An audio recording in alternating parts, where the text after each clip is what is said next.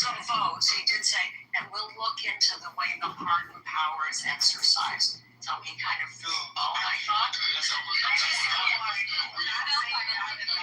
same thing, because there is nothing he can do about it. I understand that. I'm trying to get those last votes. Yeah, all right. Judge Sharon Shendlin, thank you very much for being here. We appreciate you. Next for us, after MAGA backlash, the president says the any comments, y'all? Yeah, it's all spin. They're just like all downstream from Trump, and it's all spin, and it's brain rot, and the fact that they have to sit there and try to inverse everything is pathetic.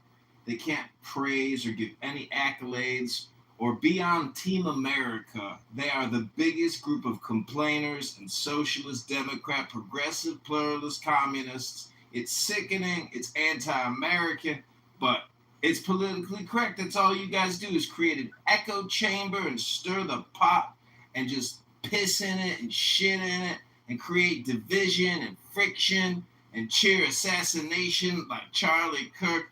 Your room is disgusting. And the fact that you work for a colonel in the army and you hear 40 hours a week creating hate and propaganda, shame on you, Dr. Patty and First Lady, and especially Ban. Ban is a pathetic, progressive, pluralist. That's projection alert. That's projection alert.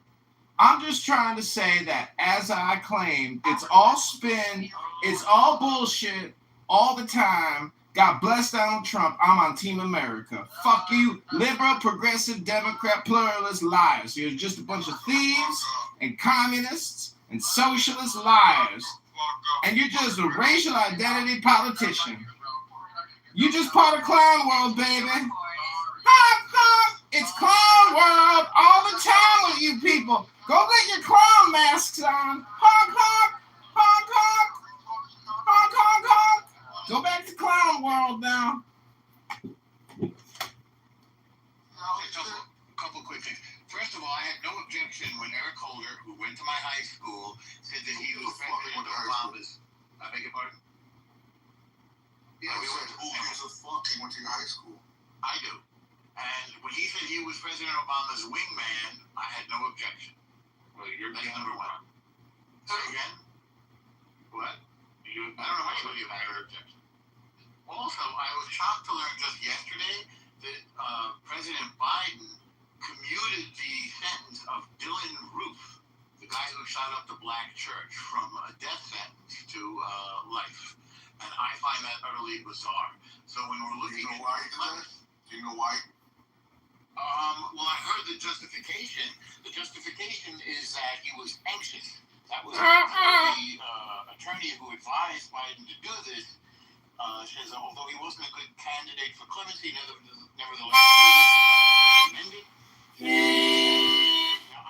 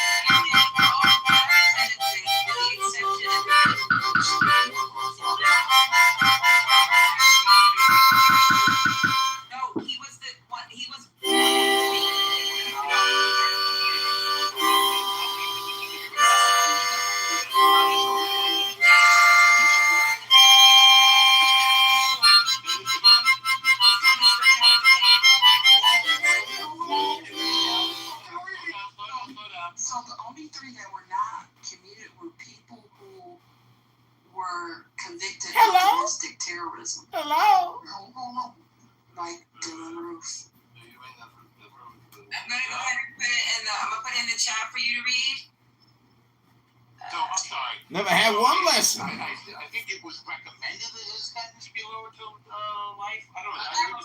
about no recommendation. It says he did not. I do. I watched the Senate hearing yesterday. You just said yes, he did, and it is articles clearly say on December 23rd. Order in the court. President Biden commuted Order in the court. 37 of the 40 inmates on federal death row. He did not commute the sentences. Okay, I have to revise this. Say it again. Where's I- not me? No. I'm gonna check When right now. updated, those 3 cases were excluded because they had involved terrorism or hate-motivated mass murder. What is this? So what I'm looking is that, hang on. So what I'm looking is that it was recommended that his sentence be commuted. I want And he never approved it though. Recommendation, so what? And that I wear fucking a green dress, and if I want to wear a pink one, I'm not wearing it. We know one thing for sure. You take no classes with Eric. You and Eric down in classes together. So Biden's Justice slow walk. Department, slow down. Biden's Justice Department recommended that his death sentence be commuted. I can paste it in the chat if you wish. Well, you know, let's wake this up because the last time Kitover came in here, which was, I want to say Memorial Day, he talked about how him and you were working together. That's a fact. That's a fact. Do that. He said He that. worked with John Kitover. That's a He fact. said you. He said you. He said you. He said I have no no normal. ability or You interest. said you were directing the film He for said him. no normal. You were directing the film And for him. so the funny thing was when it was found out on the app that the lifelong Democrat, though normal, I'm a lifelong Democrat, yes. voted for Trump. Right, It came out from right, Hanover. right. So I It's think secret that. No, we don't, I don't, man. So I don't say that, but what I do say is that you have a strange way of showing support and For who? basic, I hope for the best man just for like the job. you assumed. I'm going to leave it to the audience to assume, I vote for what the I'm best man saying. for the job. because we all had an understanding Yes. of who exactly Well, exactly what? the death penalty cases where their sentences were commuted Yes, and who were not. right. So And I have to. unfortunately, it doesn't seem like you were keeping up with the news back then because Well, it was made very clear. It was made very clear I have to modify who was what I excluded. said. And So the Justice Department recommended that Ruth's sentence be commuted. So that's my mistake. However, it's Biden's Justice Department so recommended this is that the Dylan thing. Ruth's So sentence be commuted. so you were proven to be wrong instead Well, of no, taking it on the I chin. modified what I said. Biden's Justice Department Well, this is the recommended thing. that Dylan Ruth's sentence be commuted. Well, now we're a year past when this happened, No, we're not. and so it doesn't. No, we're not here, Pastor. Yes, we are. No, we're not. You know what? Well, Your sundowning, Pop Pop. say again? Your sundowning, Pop Pop. It's time No, for I'm you to not go to bed. informing you. I'm teaching you stuff, dearest little girl. Don't Sweetie say pie. that. It's rude. Well, then don't call me Pop Pop and you won't get called Sweetie Pie and little girl. Well, this is not Go even like. take Geritol, Norm. I don't take Geritol. I don't even know what it is. Equivalent. What's that? Not equivalent. Don't. Yes, they're equivalent. No, I judge, they're not you, Jane. I judge, not you. I did judge. I judge what comes out of my mouth. I judged. I'm not interested in your I judgment. didn't say you were. Good. Great. I think you should go spend time with your friend Kitover. He's in Chicago. I'm in New York. Well, you're Minnesota. Been acting out normal. What's going on with you? Why did you choose to confess it? Yeah, how long y'all been dating? I didn't get You gotta hang out with each other. He's the one that put you in the I don't. It doesn't bother me one bit. Even Kitover said that you were working on a project with him. What's the project? That's what Kitover said. Bring it back in. Bring it back in. How long This you is how long it's unsolicited. how long you begin the Kitover special? What's the Kitover special? All those cameras. Oh, I don't know anything about his cameras. I think there's a lot of phones. You're online, Norm. Trust me, you're online. Say again? You think or you know. You think or you know I think I know what. that he has a lot of phones. Well, I've seen video of it. Oh, those phones seeing you up close to personal too. You know, I don't think so. Haitian, have you seen video of Kitover? Because I haven't. Yeah, motherfucker. You know, yeah. I haven't seen No one was in that room. No, it's a documentary where he has his Instagram and all that fun stuff. I traveled the That's a world terrible and documentary. I've been to some 20 countries, but I have not been to Chicago, although I will go. You never been to Chicago? I haven't gone with I wouldn't count his fucking base in Chicago either, but Since I'm on Clubhouse, I have not been to Chicago. Not that I'm opposed to it, but I haven't been. The only time to go is in the summer. It's miserable in the winter. I can't believe you're in this room, Al. Actually, that's really interesting. Why not? I just haven't seen you in this room before. That's interesting, though. Oh, I'm here all the time. I'm here every day. I'm here every day. Comes every day. Comes in the morning usually. And then he Morning, makes evening. yeah. Morning, son. I said you come in the afternoon. Hey, Patty, I have a question for you. I swing by. When you have a chance, I have a question for you. For who? For Patty. Okay, go ahead. So, Patty, I always wanted to ask you, the whole testosterone, testing, I wanted to see how you felt about that, because apparently they're going to be testing women, with women's screening as well. I just wanted to ask you, I don't mean to sideswipe, but I wanted to get I'm curious to know what your thoughts are on that. The Pete Hegseth, testosterone screening. No comment. No comment? Even for women? Because I guess women are going to be tested as well. where did you see the woman were going to be tested for? No, it's the actual. No, I'm just asking, where did you read that at? Oh, no, he put out Where did you read that at? Here, I'll glad to have. I'm not going to go research it. I thought you guys would have known about this. Oh, yeah, I thought if you knew, you would know what you read it at. Okay. So, Wait, hold on. I did hear that they would test for testosterone. Hold on. Yeah, but so see, what's the problem? Let me answer the question. Besides where you read it from. Maybe she doesn't remember, sir. Maybe she can speak for herself. El Normo. She can, but it's clear. Just that like she El doesn't. Normo doesn't remember his project with Kitover. I don't have a project with Kitover. That's what Kitover said. He said that you guys were potentially going to the White House. I don't think he said that. Yes, he did. Well, bring him in here. Let's see who's telling the truth. Bring him up. Let's not debate about it. Let's get to the truth. I like facts. Bring Kitover up. He's got 10 million accounts. You should be able to get him in on one. Well, he got kicked out. So Well, if you come in on another account, he must have 100 accounts. I got 50 blocked. So every time he comes with a new account, I just block him. The ones that I know of. A lot of people don't like him. I've come to be ambivalent about him. I think he's just like doing performance art or something. Okay, let's go back to the clip because there's extra comment. Now I'm talking about Kitover. All right. Temporary suspension of most ICE traffic stops is now over. Plus, the hunt for the leaker is on, some White House officials told to him. Just 24 hours after the Department of Homeland Security paused ICE vehicle stops, President Trump said, "Not so fast," and he reversed course. The Trump administration has initiated a pause in the wake of 2 deadly ICE shootings, but in a post on social media, Trump said, "We cannot give up one of ICE's most important and effective crime-fighting tools, the traffic stop." So, why the policy whiplash? Well, apparently, Trump became furious after hearing MAGA allies criticize the suspensions. For example, prominent conservative lawyer Mike Davis, who had this message for Trump's new DHS chief. You work for President Trump. You don't work for Senate Democrats. You don't work for Susan Collins. The American people want illegal aliens the hell out of our country. And not just the word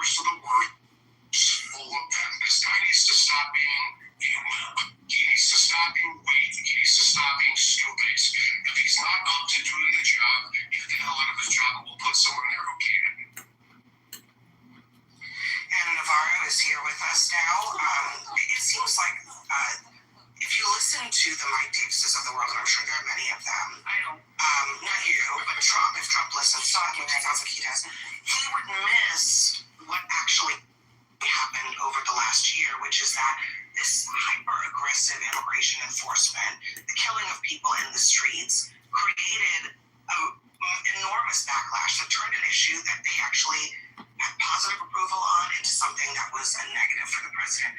So are they just falling into this trap of sort of just feeding the MAGA beast incessantly until, maybe they just kind of have the political consequences are not what they think it's going to be? Well, I think it's two things. I think it is feeding the MAGA beast, as you say, but I also think that it's going along with Trump's policy of not ceding an inch when it comes to immigration policy, even if that immigration policy is not effective. It is effective in killing people, in killing innocent people. In both the cases that happened within the last week, Trump calls it one of the most effective tools they have. I would say that it's incredibly ineffective, not only because ICE is ending up executing people, but they're executing the wrong people. They have targets. Executing the wrong people? They should be executing other people? The people in the cars. The person in Maine, Juan Sebastian Guerrero, had a work permit, which means that he's got to have been in this country under some legal color of law. You don't have a social security number and a work permit unless you have legal status to be, it could be temporary, but legal status to be in this country. So if you are killing people that are the wrong targets, some of whom are here with some legal status, it's not effective. And I also think it's not good when Donald Trump is coming in and telling people who are supposed to be more of experts on this particular field how they have to do their jobs. So apparently Trump was, according to our reporting, caught off guard. He was not told by Mark Wayne Mullen, the DHS secretary, or Tom Homan, the border czar, about the pause in traffic stops. And now Mark Wayne Mullen is backtracking, saying President Trump and I are on the same page. But again, Michael, I mean, if we look at what happened here, you look at what has been happening with these traffic stops, which are extremely dangerous on both sides, isn't the right policy to pause and evaluate the practice? Well, look, the immigration policy has been effective in one vein, but then there's a lot of concern as it pertains to people being shot and killed, particularly people who shouldn't have been stopped at all, at least according to this particular instance. Now, I watched Homan on, I think, Fox News. People should have been stopped at all in this particular instance. He made a pretty reasonable argument, which was the reason you pause this temporarily is to reassess the training.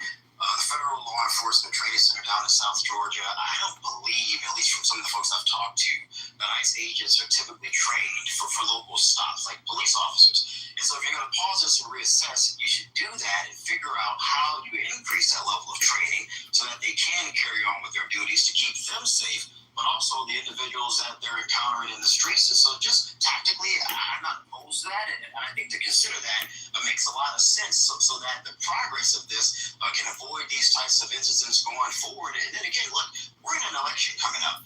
I understand what Mike Davis is concerned with as a radio host, but as a strategist, I have to be concerned with numbers. And we want to add to our coalition and not subtract. So when I'm looking at independents, I have to look at some of the factors that suggest to me that maybe some of this turns them off. And what does that mean for some of our vulnerable Republicans who are in the House? So that's what I'm like Susan Collins. I mean, this is happening in a place where they have a competitive Senate race.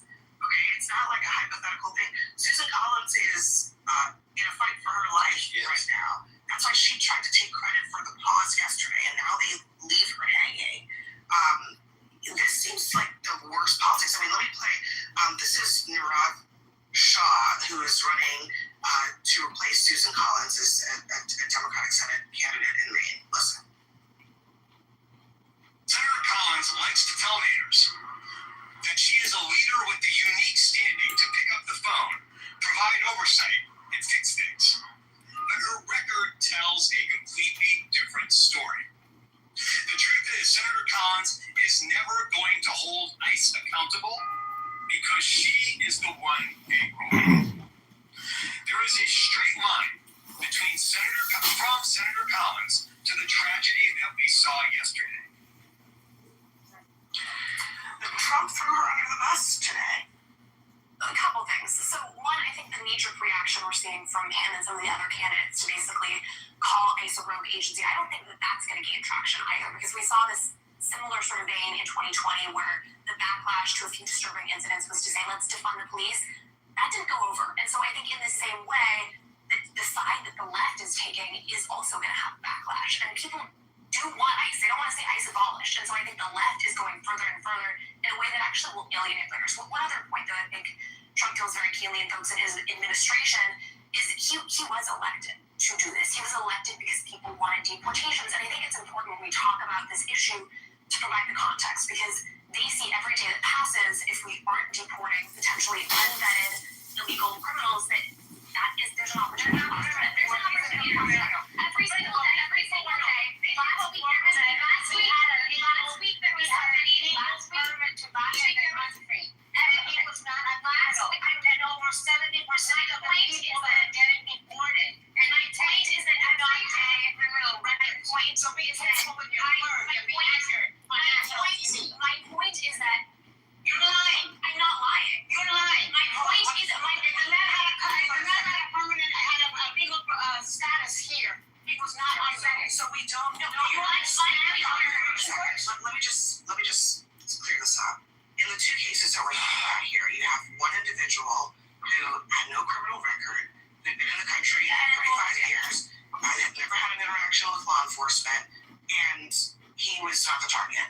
In Maine, you had somebody, we actually don't know what his immigration status was, but we do know that he had a work permit and he had a social security. I understand, and that is a tragedy. Anna is correct that most of the arrests that are being made are people who do not have criminal records. I understand that. My point, though, is that there is an opportunity cost. Last year, there was a trooper in Pennsylvania who was killed by somebody who had a commercial driver's license who didn't speak English. Every day there's something that happens to Americans. And so the administration is looking at that bigger picture.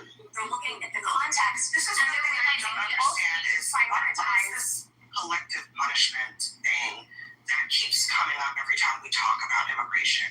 Why is it that someone else's crimes are responsibility of other people who did not commit? But to Anna's point, they weren't unvetted. That's the point. You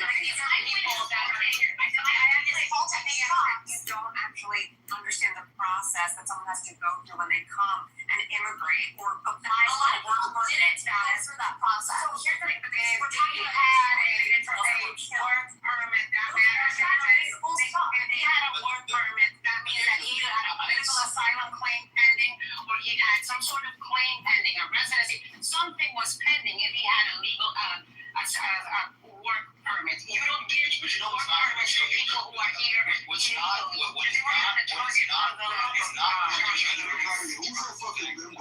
It's not going to go away.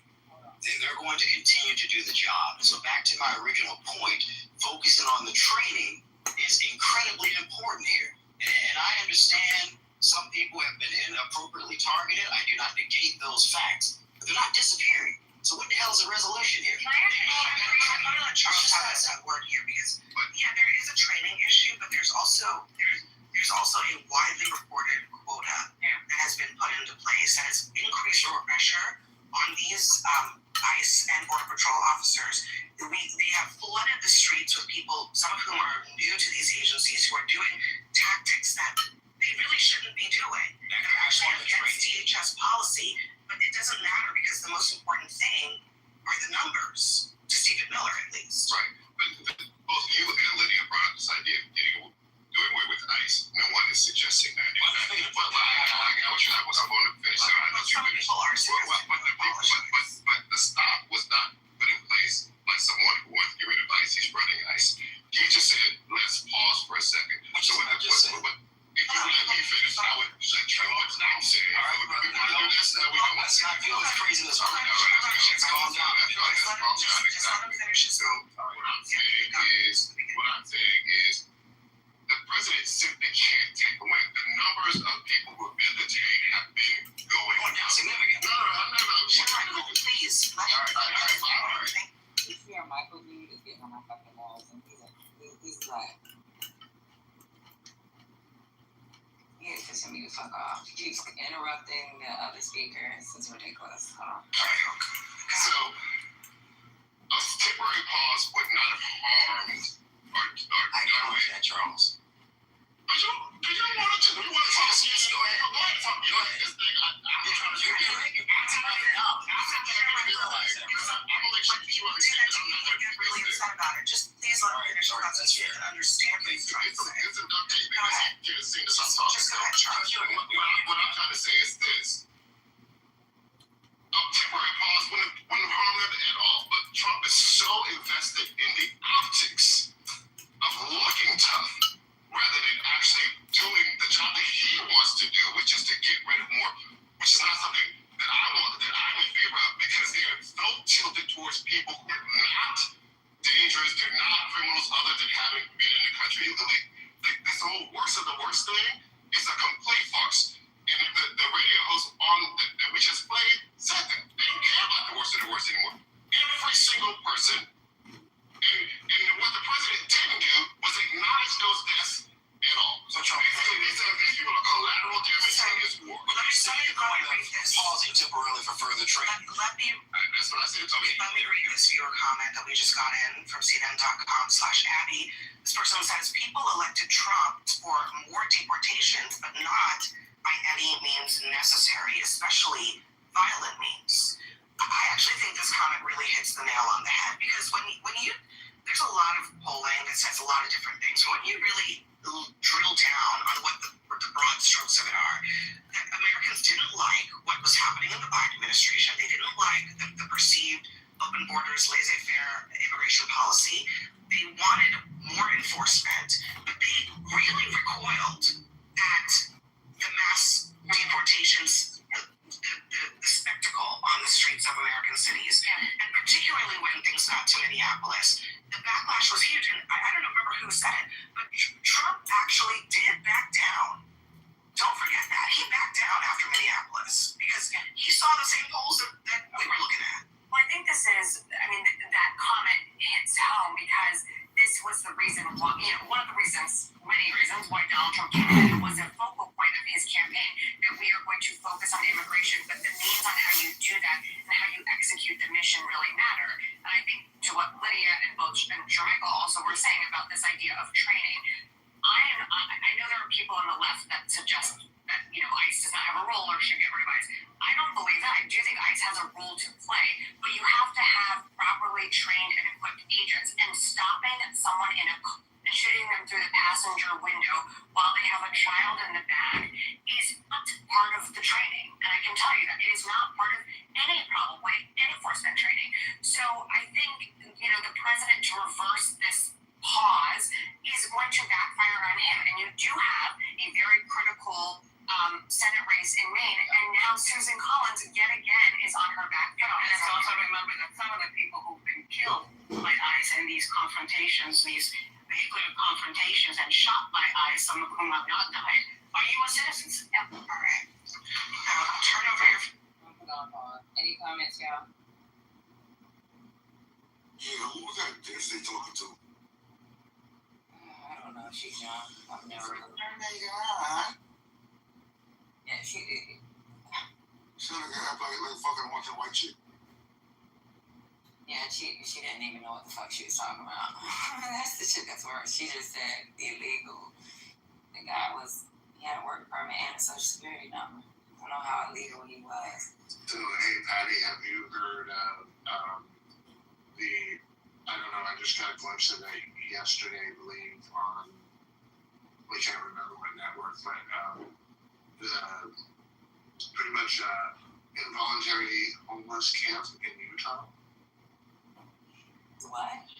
Apparently, there's a place in Utah. I mean, I don't have any verification on this whatsoever. But has anybody else heard of it?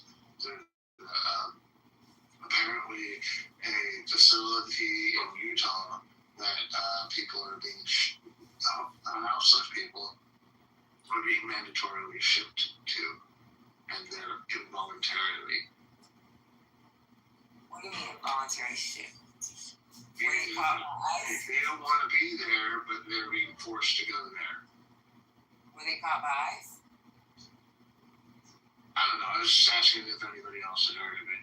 I'm not too sure about that. Maybe that's the only available facility for them to be housed at. I don't know. If you're talking about an ICE facility, is it an ICE facility?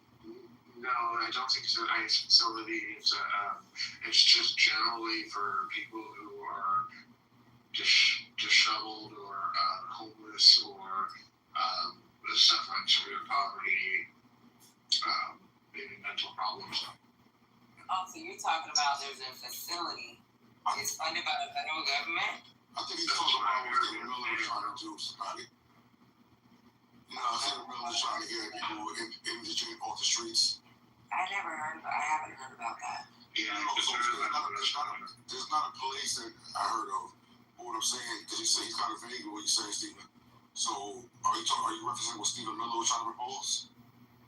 I think that's what he's referencing, but he's talking about a place in Utah.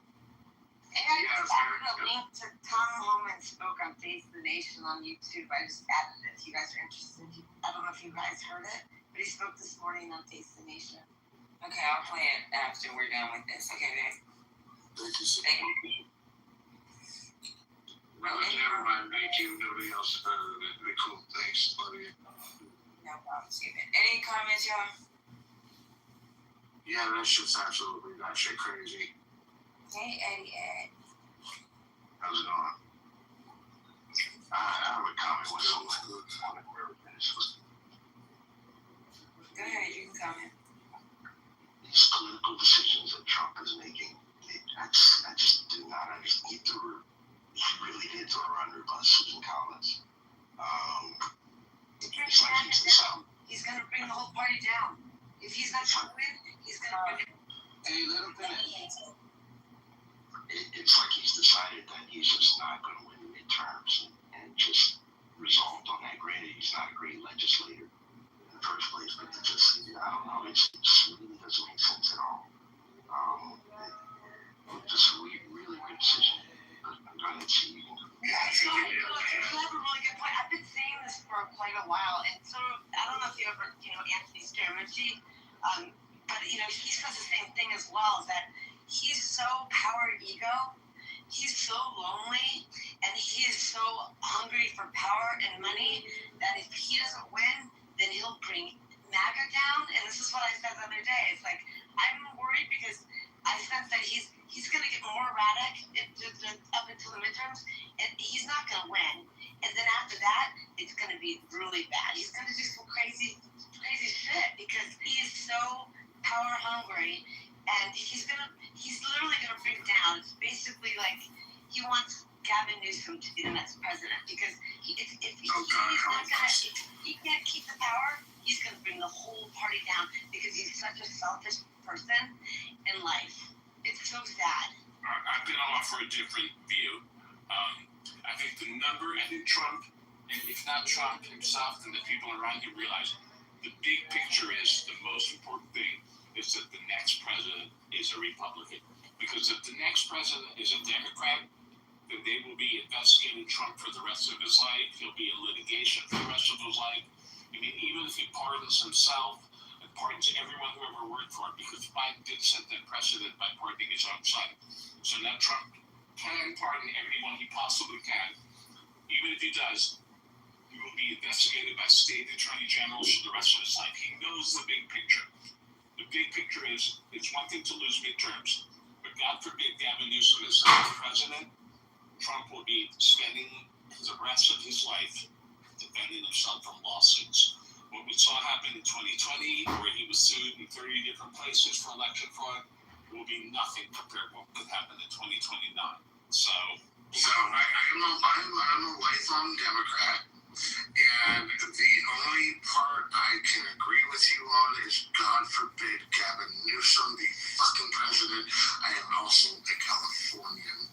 And if you're talking about a corrupt motherfucker from the pits of fucking hell itself, welcome to Gavin Newsom. Come to California. It's fucking torture. basically a bit of a mech right now. Yeah, exactly. And that's why I don't think Gavin Newsom can be president based on all the tragedies that have happened in California in the last while he was governor. I mean, starting with the net. Come on, lady. Lineage. Do I really need to say? Let's go back to Trump. Weren't you a Democrat? What does that have to do with anything? So, Randy, could you explain how his current decision making would help the Republicans keep the president? Trump, though, he's gonna do everything. Wait. He's gonna do everything to win, and if he will bring down the party if he doesn't keep the power. I wanted to hear Randy's opinion. Because he's gonna actually blame. I don't know. That's the whole thing. He's gonna bring them down with them. He is, and that's why he's actually holding JD. He's gonna doing that. See, let him, he asked him a question, let him answer that question real quick, okay, babe? Go I ahead. don't have an answer for you. I don't even know when you say his current decision making. What decision are you referring to that you think? Are you referring to? You said earlier that Trump's key decision at this point, or key motive at this point, Right. is to make sure that the next president is Republican. Right. And I said, how is his current thinking and or decision making helping that end? Well, what decision do you think he's made that does not help that end? I mean, the Iran war, is that where you want to go? That doesn't seem to help his end. Well, I think he's walking a tightrope right now. He can't be seen as letting Iran win. It's not a good sign to the rest of the world if America can't even win against Iran. That tells China and Russia that it's fair game to do whatever you want because the U.S. is afraid to sustain casualties and would rather retreat than sustain casualties. So he's playing it through, but You're not answering Ed's question, though. because I don't know what he's referring to. What decision do you think that Trump is making? What decision is he making that's leading him that would lose in the election? What is he doing to make you feel confident that he wants to make sure that someone in the MAGA party is going to be the vice president? What actions has he taken? What is he doing to ensure Well, that his party I think he's building up both Vance and Rubio, and this Vance, now that we're seeing daylight between Vance and Trump, I think he's promoting Rubio. I think he's set up Rubio to be the next president. I agree with that. Agreed. I mean, Rubio was just showing himself to be intensely qualified. Yeah. In other words, what we have is never really quite happened here, that we have a VP who would normally be next in line to be president, and like Clinton, Gore, and all the other times, and instead we're seeing, Trump propping up Marco Rubio now. It's not that's what Obama did, though. With who? Secretary of State, Hillary Clinton. I don't believe that he wanted. I mean, he stayed above it. I don't think he actively promoted her over Biden. There was acrimony between them because of 2008 when Clinton was. He said that it was a Jesse Jackson pipe dream. My point is there was no precedent. That's all. You guys are acting like it's unheard of. Okay, That's not the point. The point That was my point. Yes. Yeah, I don't really want to die on this hill either. I just, I mean, you're asking me to prove negative. You're asking me, what steps is he taking? No, I wanted you to follow through on your train of thought. My train of thought is that he definitely wants a Republican to win in 2028. He must. I'll say it again. If a Republican does not win, he and his family will be in litigation for the rest of their life.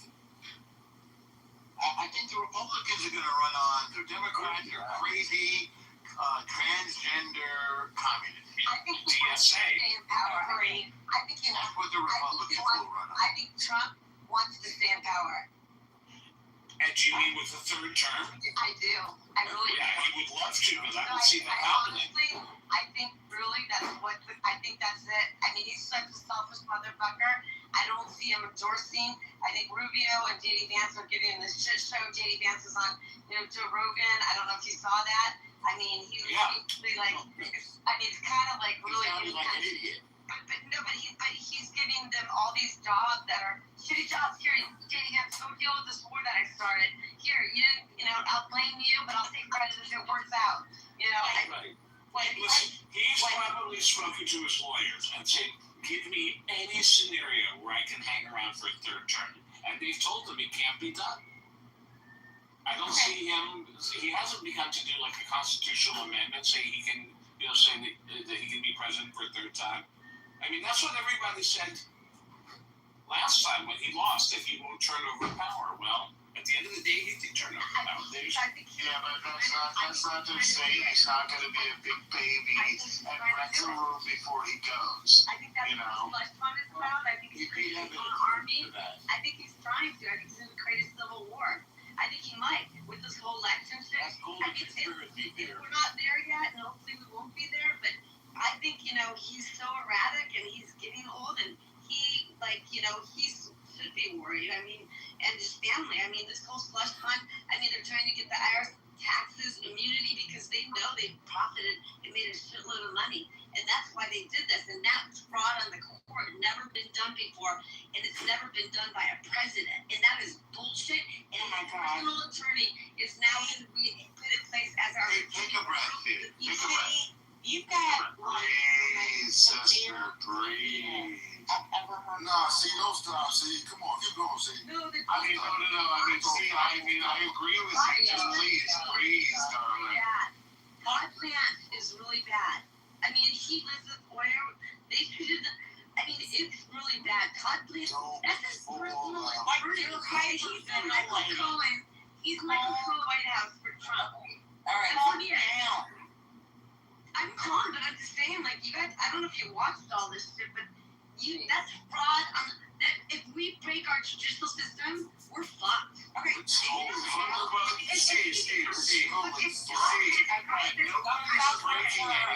Everybody's just exposing the fractures. Let me land. If Todd Vance becomes Attorney General, I am concerned about America because that could change the course because our judicial system will break down. So that's why I bring this up, and it does make me concerned because if Todd Vance is Attorney General, his personal attorney, it's basically Trump's family The attorney. Attorney General does not run the judicial system. See, Thank you. Yeah, it's a different branch of government.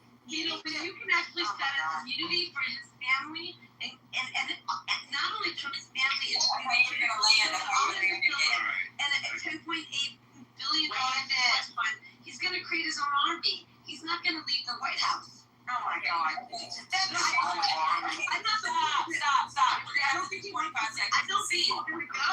See, you keep See, going. there are plenty of well-armed Americans that don't believe in Trump and will not let that happen.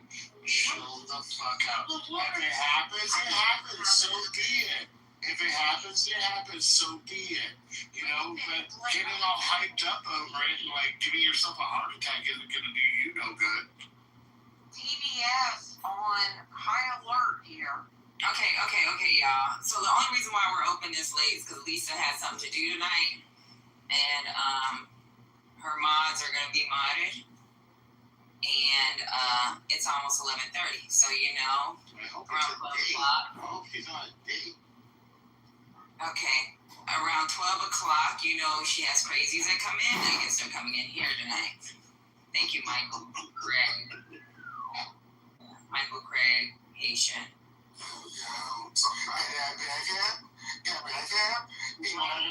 Michael Craig, Haitian, in Florida, because those are her moms.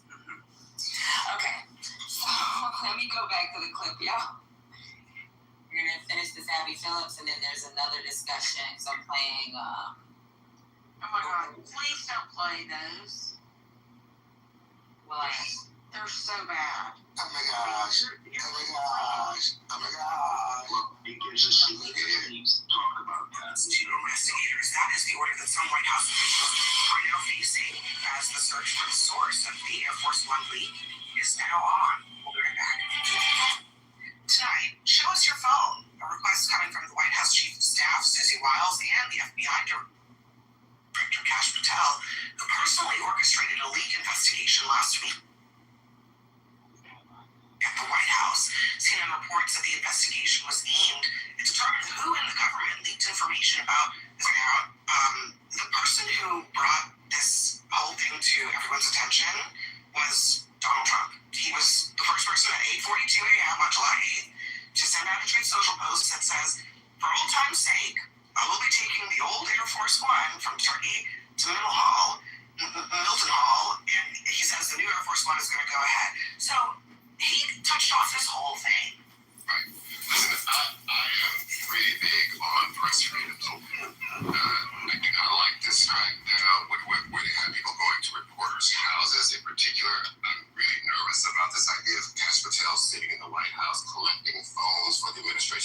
embarrassed.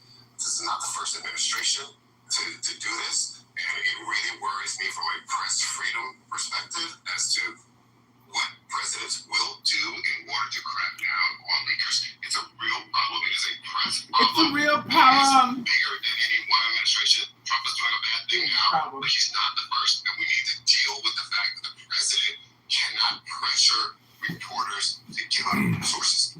Full stop. Yeah, the Times has asked, by the way, just now today, to quash these subpoenas of its journalists. But yeah, you're right, Charles. I mean, he's not the first president. He's probably not even the president who's used the subpoena power the most. But I think the part of this that is so just interesting and very Trumpian is that he's embarrassed about the plane. He rushed a $400 million retrofit of a plane, and it wasn't ready for prime time, and now he's embarrassed. That's what this is about. He's not only embarrassed, I mean, the plane was never going to be secure enough to allow the time that it would need to retrofit it completely. I mean, the comm system that goes into Air Force One, the evasion systems that it has on board, that's just not going to be possible to install. And so the president, while he was really proud about touting this plane, he totally was embarrassed. And that's why he's cracking down and trying to figure out the leaks of where this all came from. But the reality is that there's so many people that are involved in what it takes to have Air Force One take off, from the advanced staff on the ground to people in the White House to the military.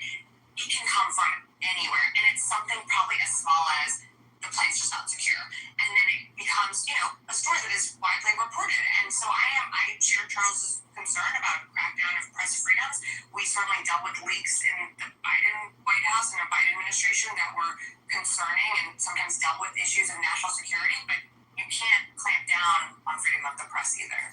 I think Charles is right about most presidents just not wanting to deal with leaks to the press. And I remember the Obama administration was incredibly aggressive. And I understand why. And for me, I don't know where I land on this, because in one vein, I don't want national security issues being printed or written about. But on your show, when we first talked about this plane, that was my biggest reason to be against it, because I was worried about the president's safety on a plane from the Qataris. I don't know what the hell is going on with Boeing. It's taking them way too long to finish these planes. Isn't this actually to Boeing's in defense? They have to guess somewhat secure. They can't cut corners. They're behind the line. That's the point, is that it is not an easy thing to do. It takes time. It does. And yeah, there are going to be delays, but Trump wants a quick fix. And yeah, I mean, I think that actually there is a strong argument to be made that it is in the public interest to know. Well, What's the line? There are presidents on this plane, right? If there are going to be presidents on this plane, and they want to make it seem like the plane is safe, but the plane is not safe. Two things. One, it strikes me that this White House is taking far more consequences to find out who leaked information about this plane, which I feel like, to your point, Donald Trump blabbed all about, than they did with Signalgate, for example, which to me seems like a far more serious concern of national security. And also, it's Trump who told us he wasn't going to be on the new Air Force One. It's Trump who told us the Israelis had told them that the Iranians were targeting him. It's Trump who can't shut up about being the number one target of the Iranians. So maybe somebody should go look at his phone and his mouth. All right. I want to hear next for us. The Secretary of Defense has a new message for the military. Truth. Any comments on this Trump plane? I don't think prosecution is going to go anywhere. I mean, one could easily deduce that there was a security issue with the plane. It wasn't rocket science. Thanks to Israel for pointing it out to him and protecting his life. As a consequence of his Israel had to point it out to him, and we all didn't. Israel informed him that there was a serious threat on his life, and that's what resulted in his changing planes. That was when he was in NATO a week and a half ago, in Ankara, at the NATO meeting in Ankara, Turkey. So, I got a comment too. go ahead. Yeah, it's more just the overall about Trump. Trump is he behaves like a petulant child, and he literally too immature to be a world leader. And the way that he carries himself, Fred Trump must have never disciplined him.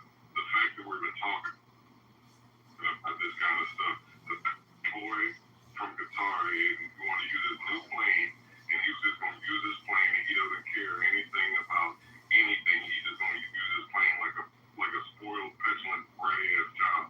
It's just ridiculous that we're having these conversations about the president of the United States. Anyway, I yield. That's all I want to say. Well, Michael, he is like a petulant child for sure, but his father did send him to military school as a punishment. Yeah, he got in trouble in school too. But Hold on for a second. Norm, it was said, Mary Trump reported, and it's like the reports are, that after he threw rocks at a baby at Hampton or whatever, and then he went to military school sometime after that. I doubt that Fred ever laid like hand to ass or belt to ass on him. He doesn't behave like anyone who's ever disciplined. Well, some people consider that child abuse, Michael, and I would not trust anybody's unverified reports of anything. Back in the 60s and 70s, it was considered child. Well, I mean, even before then, like the 50s? So where was Trump born? Goddamn, he's 80 years old? Back in the 50s and 60s, it would have been fucking child abuse to spank it. You might change your morals because going back a few years. I would. What? You have to reconsider what were the morals and what were the norms back then, right? Like it was obviously not good child abuse to be smacking a child around in the 50s and 60s. Did your parents spank you? Because I'll admit it, my parents spanked the shit out of me. Yeah. Absolutely. And I loved them. I love them, by the way, but they did do that. Look, you know your parents wrote you, and you lived in certain households. Like, I thought my grandmother didn't need a belt. My grandmother was 6'3". You know, if she punched you, she didn't punch you, but hit you with the flat part of her hand. That hurts. She's 6'3". You know what I'm saying? I'm 200 pounds. Ain't nobody trying to be hit by nothing like that. I know I didn't.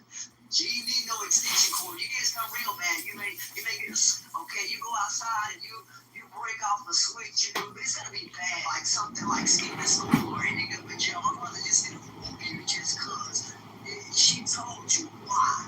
Right before that, don't go to jail, don't do these things. So I don't think that whooping for certain things is bad. If you're abusing or doing something out of context, that is not right. My mother never abused us or punched us or hit us to the face or nothing like that. My mother didn't do that. She hit us on our butt, you know what I mean? She didn't punch us, so there was some discipline, but she also said why she, and some parents don't do that. No, you good. I just want to keep going. Trump, my boy, being a Trump, like a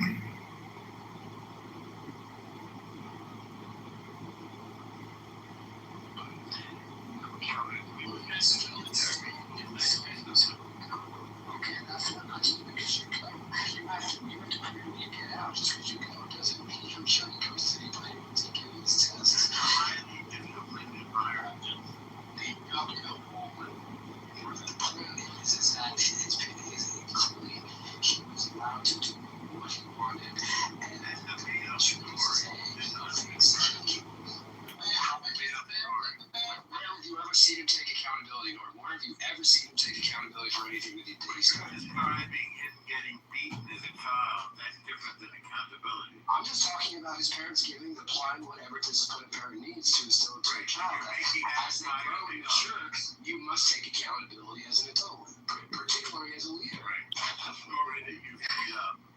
Okay. Hey, can I add some context here? In reality, look, you might say the discipline works to a certain extent. The discipline works to a certain extent. We know that. Hey, Michael, you remember that show Scared Straight? Remember the show Scared? I do. We were on 4 seasons. I remember. Right. Hey, listen, that was a sign of fear to scare people into doing the right thing. Sometimes, in a lot of cases, it didn't work. People turned their life around. They were so fearful of going to prison, and when they met actual criminals, and told them what was going on in prison, it scared them, and they actually changed their life.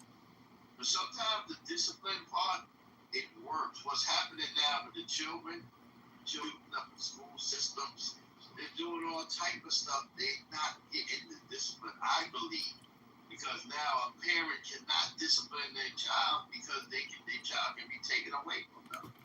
And therefore, parents refuse to really even get into that discipline action, and it's causing these children to be spoiled and going out and going crazy because they're not having any discipline. And this is what Trump is a perfect example of that. And can I provide a little bit of context here? Go ahead, Stan, and then after Stan, thank you. Okay. So there's a biography or a story written out there that when Trump was 7, he pulled Sharon Mozzarella's pigtails. She raced downstairs after him and smacked him upside the head with her lunchbox. So that's probably the last time he got beat up and he got sent to military school afterwards. These are all very entertaining stories that you guys have made up. No, that's true. Go search the internet. You can find it. It's You written just out. said that's probably the last time. That's the made up part. Fine. Okay, go ahead. You was trying to say something earlier. Jay. Okay, let me go ahead and put you on mute. Any other comments, y'all? So I'm gonna go ahead and play the rest. No? Yeah. Okay. All right.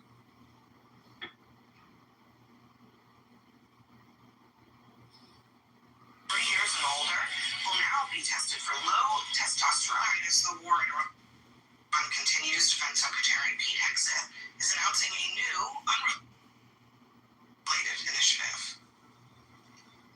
I'm authorizing a new screening program for testosterone deficiency for our service members, ensuring you have the right testosterone levels to operate at your absolute best. Because it's well-established science that as we age, testosterone levels often naturally drop. Under the supervision of our world-class medical professionals, warfighters age 30 and older are going to be tested annually as part of their periodic health assessment. Those under 30 can voluntarily choose to get the test as well. If treatment is recommended, it's entirely your choice to receive testosterone replacement therapy. The Pentagon didn't respond to questions about what research or academic studies underpinned this move, though concerns about testosterone deficits in military units who are under intense stress and demanding conditions are not entirely new. The Pentagon also didn't say if, for example, female troops would be screened and treated for hormonal changes as they enter menopause, for example. Experts have debated for years how to diagnose problems related to low testosterone levels and whether they should be treated by actually replacing the hormone. And this is Only for trans, not for soldiers that need testosterone. Only for trans, duh. Defense Secretary is out there making this a top policy priority. It's a big deal for guys. Once you turn 30, your testosterone levels begin to decrease. I call it a number of folks I know active retired vets, and they all said, like, yeah, dude, we're taking TRT peptides because our testosterone levels do indeed decrease. Now, I'm not at that point yet, thank God, Charles. I think about it, man, how it feels.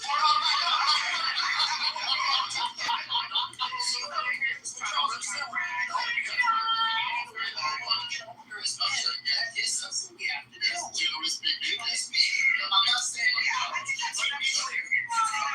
is a lot of, I mean, on the health side, I think there is a lot of disputed science about what to do about it, and whether or not mass surveillance of everyone for testosterone problems is even a solution. And of course, on the political side, the Democrats are pointing out this is gender affirming care, and it completely debunks all the Republicans' attacks on trans people. Tammy Duckworth says, sounds like gender affirming care to me. And then the Michigan congressman says, this is the same administration that tells you not to take vaccines and rails against gender affirming care. Look, even if you put aside the gender affirming care, I actually think the vaccines thing is important. They got rid of the flu vaccine, and a bunch of everyone got sick with the flu. And these war fighters, some of them actually died as a result of this. So, I mean, there are really important things that affect everyone in the military, not just men, not just men of a certain age, everyone. Well, let's be clear. Especially they got rid of all the trans. They're not forcing testosterone down your throat. I think it's good. I want lethal war. They want lethal war fighters. It's where you're annually. If you're under 30, it's voluntary. So she's full of shit. To have the high testosterone, but these are totally optional, right? It's not. We're not forcing everyone to get the COVID vaccine. We're not forcing everyone to take testosterone. That would be crazy, but there is science to suggest a lot of men have low testosterone, and taking it could be good for their health. So I think information is power. The bigger point. I don't think it's like an outrage joke. The bigger point to me is that you're still, this is fixating on a 1950s G.I. Joe form of military, and what particularly one of the biggest wars right now is teaching us is that modern warfare is completely different. The war between Russia and Ukraine, we need different kinds of fighters. It has nothing to do with This is super important. Today, or this week as well, Texas blocked the promotion of 7 senior Navy officers, 5 of whom were women or people of color, to Star Admiral ranks, to the 2-star Admiral ranks. That means that there would be no female active duty naval officers likely to be promoted to Admiral at all this year. So G.I. Joe, military, and women being blocked almost completely from the highest ranks. And also, listen, I live in Miami, which I think is probably the international capital of testosterone replacement therapy. And let me just say, I think it's a little irresponsible, and I would say, so get ready for the lawsuits, because testosterone replacement means that men become infertile. That's true. Testosterone replacement means testosterone replacement. Well, it's more than testing, because you're basically, it's promoting testosterone replacement for anybody who gets tested and then has a low testosterone. What's the point of testing? If it's not there. Also, there's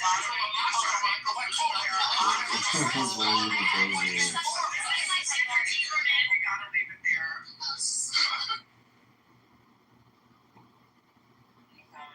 Testosterone replacement therapy. I mean, honestly, like, it doesn't sound like that terrible of an idea, frankly. I think I support it. Like,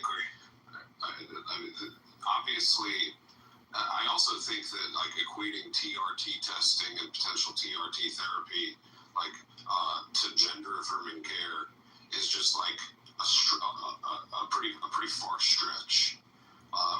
We obviously know the science behind it. We know that low testosterone is plaguing American men, and like the idea that the military is going to require men to get tested for testosterone levels every year, and then voluntarily choose to take therapy, TRT, if they want, right? That's the key word. It is still voluntary to use the TRT, but like, if that's going to help promote men's health in the military, it just sounds like another benefit for these soldiers or other service members. I don't really see it. Well, I think that there was a really, really good yet understated question in there is If they're going to do this for the men, are they going to do this for the women? Yes, there's women are being. I think that's a very, very, very fair question. It had not been answered today. Because I was in a room earlier, and the main subject of topic was how little science in the medical field knows about women. Period. Compared to men, they know about 1%. Dude, it's really fucking weird, actually. I would be more curious to hear from someone that's women in the Army are going to be screened for testosterone over the age of 30. It's really weird. I don't know. I think it's really strange. But hey, if you guys are all for it, I just want a person that's heading up our Pentagon to have a strategy before they start a war. And the testosterone is not going to solve the war. Okay? They should have Here's a fun fact. The way to keep your testosterone, folks, keep on fucking. But half of you guys are just sitting at home jerking off. I mean, I'm just curious if anybody on stage is actually in the military and can maybe like attest to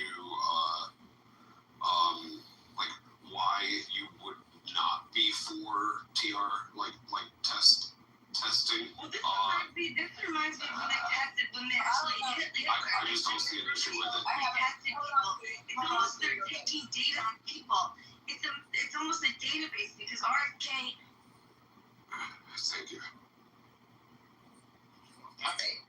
I have a question. This is for anybody that works in the medical field. So I was talking to my homegirl stuff.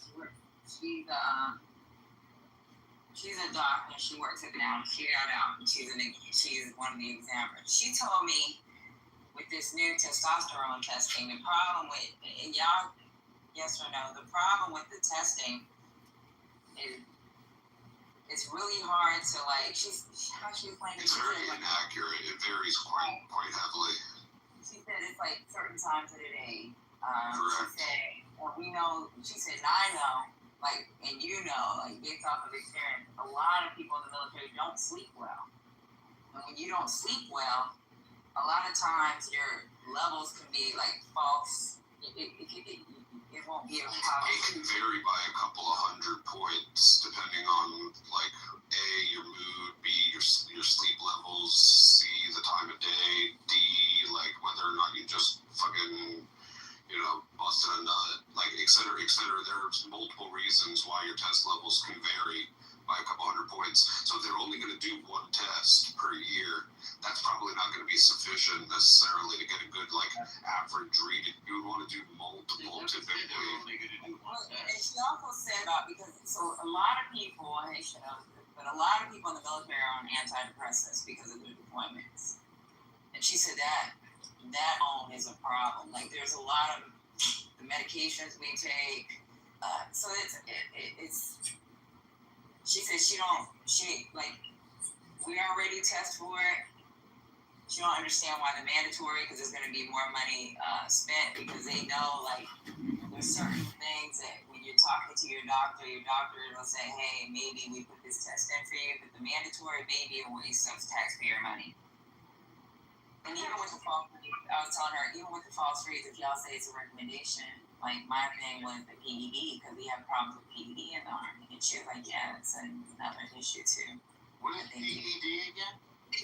Why don't they recruit women like they should? Somebody was saying since Donald Trump has been in office, certain positions women don't get.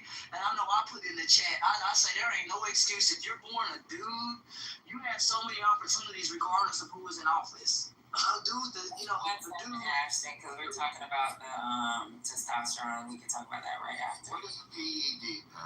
Performance enhancing drugs. So I asked somebody in medical, so what's going on? So there are a couple of issues that you guys pointed out. You're correct. Testosterone levels are what we call diurnal. They tend to be higher in the brain than other times of the day, necessitating the blood test to typically be drawn before 10 or 11 in the morning. Most labs open at 7:30 or 8, so it's really no problem.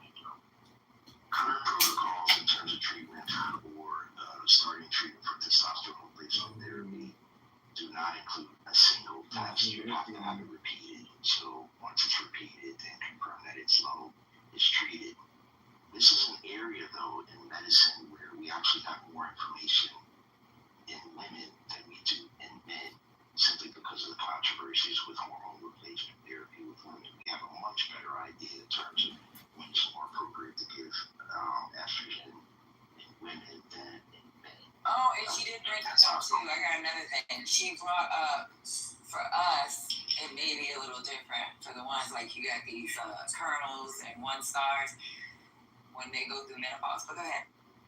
Yeah, it's just been studied better. It's just one of those things that's worked out, because in the past, universally, it was thought that hormone replacement therapy for women was universally a good thing.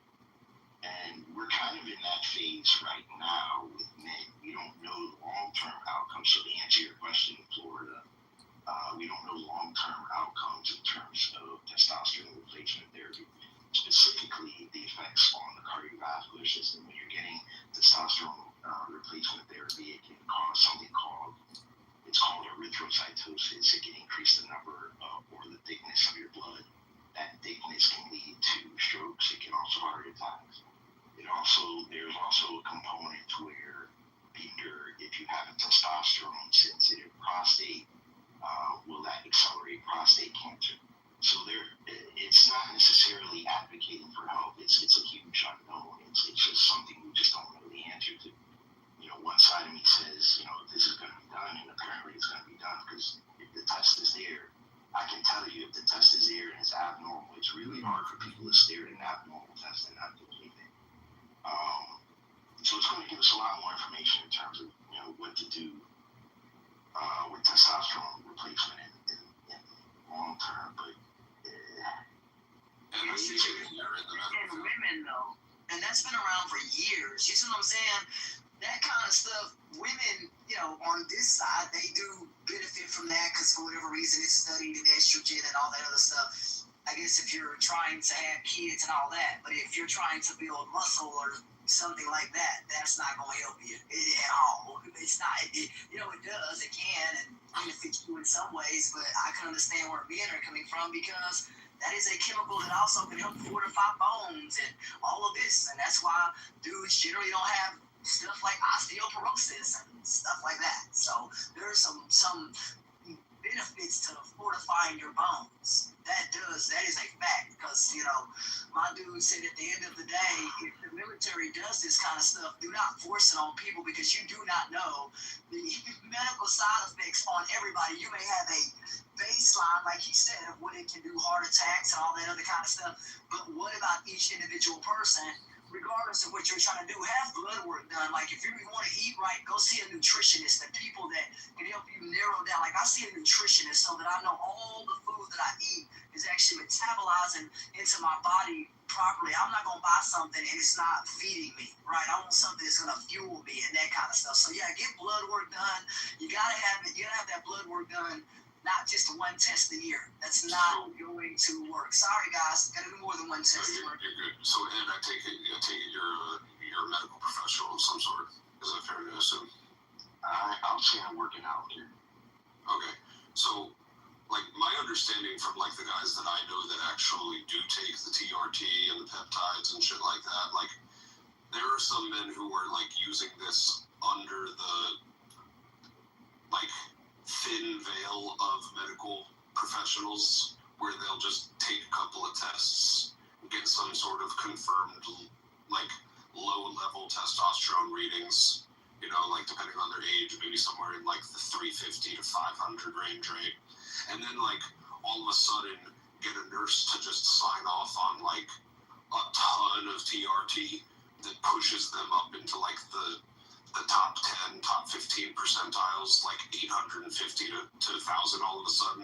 And it's like, it seems like if you're going to be going from one low end of the extreme to the other high end of the extreme, and you need the TRT, like, on a regular basis in order to maintain these levels, right? Because, like, my understanding is that, like, they need to be doing these several times a year in order to, like, maintain the levels, because it's not like the TRT is permanent.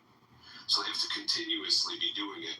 If you're going from one end of the extreme to the other, then those side effects, those negative risks that you're talking about, are probably much more common than if you just like go to a more reasonable, like slowly maintaining or increasing your testosterone level over time. Like, but I hear what you're saying, and my assumption is that like with the advice and the consent and the approval from like medical professionals in the military, that they're largely going to be looking out for these soldiers' best interests.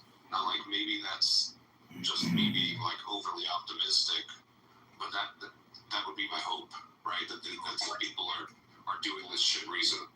Let me rephrase what I was trying to say differently. What I was trying to say is, and this parallels along with what I was hinting at with women, is what if it's more healthy in the long run for a large or majority of men to let their testosterone go down rather than replace it? What if? It's just a question, because we don't know the answer to that. That's my whole point. We don't know. Testosterone helps maintain muscle mass. It helps maintain healthy bone structure. I do not follow. My question is, testosterone that is made in a lab, someone was saying it may not be at the molecular level like your natural testosterone. So how close is this stuff that's made in a lab? How close is it to your actual natural, what is produced? Because if there are some problems and it's not the exact science of what your body produces, a medical doctor said they can also cause problems. Same thing with estrogen. Is it the same molecular structure?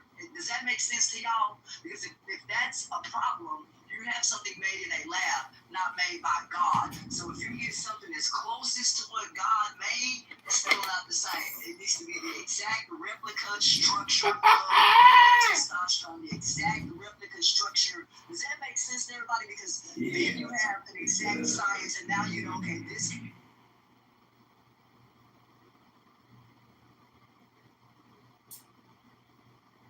Like a jungle sometimes. I know what he's talking about. Those English. You know, they had their culture where they spoke English. But you know what I mean by like the man boys and shit. Like you got the man boys and then that anti-social talking about. Like bro, back in the day, I don't give a fuck, bro. You can be on the last fucking level of Zelda or fucking just about to be Goro, and then your mom coming in like going to Dairy Queen. I got your friends, we about to go to Dairy Queen, bro. You can chop that shit right then and there. Like I like that shit too. See, we didn't have that say, bro. Most of the time, bro, so you get one. You guys come on the topic yet? You guys come to a conclusion about this topic? Yeah, that's the reason I don't think that it's racist. I don't think that it's racist because I'll tell you why. I don't think that it's racist because it's definitely tell you why. Listen up to baby girl, she's gonna tell you the truth of the earth. Baby girl. And I think that you're dealing with like fake stories and fake stories. It's a perfect opportunity. Even real stories, you know. It's okay if there's going to be an actor or actress that is just going to do the part great and get real good chemistry with the other person. I think that has nothing to do with racism. Has to do with, isn't that the goal of being a producer? Yeah, I think it's not racist. It just doesn't make sense. Why does it make sense? Because hire anybody who's white. Well, I mean, why don't you just, don't you want somebody to do the best job possible? Try. Yeah, and you can find a way. I like Bieber. I love some Bieber. You know, I promise you it wasn't the reason why they hired the black lady, because she did the best job possible. But me living here, there's no sinless beautiful woman in the world that can want 1,000 shades like beautiful beauty. Exactly, that's why she has to be black. Okay. And that's exactly why she needs to be beautiful. Very black. It's because she's beautiful. That's what I'm saying. No, being black, she has to be beautiful. She is beautiful. Do you not need to repeatedly Leandro was a 10 Beaver? Absolutely not. So then what's your criteria as a 10 Beaver? Right. That's what I'm saying. I'll say the next point. I'll say so asking two Caucasian males what black beauty is, and I'm very interested because my natural assumption is, you know what? Never mind, go ahead. Taking that back in the day with we heard that from you. You didn't know just say the Rock. He said the Rock. Something else. The show with the Rock that had that black agent. The black agent. Oh, yeah. But these are light-skinned women. You don't like the choice. You don't like the choice? It doesn't fit the story. It's mythological. It's a fake story. It could change. It's no story. It could be a modern interpretation to be more representative of us today. What do you mean, no, please? That's what a white man would say.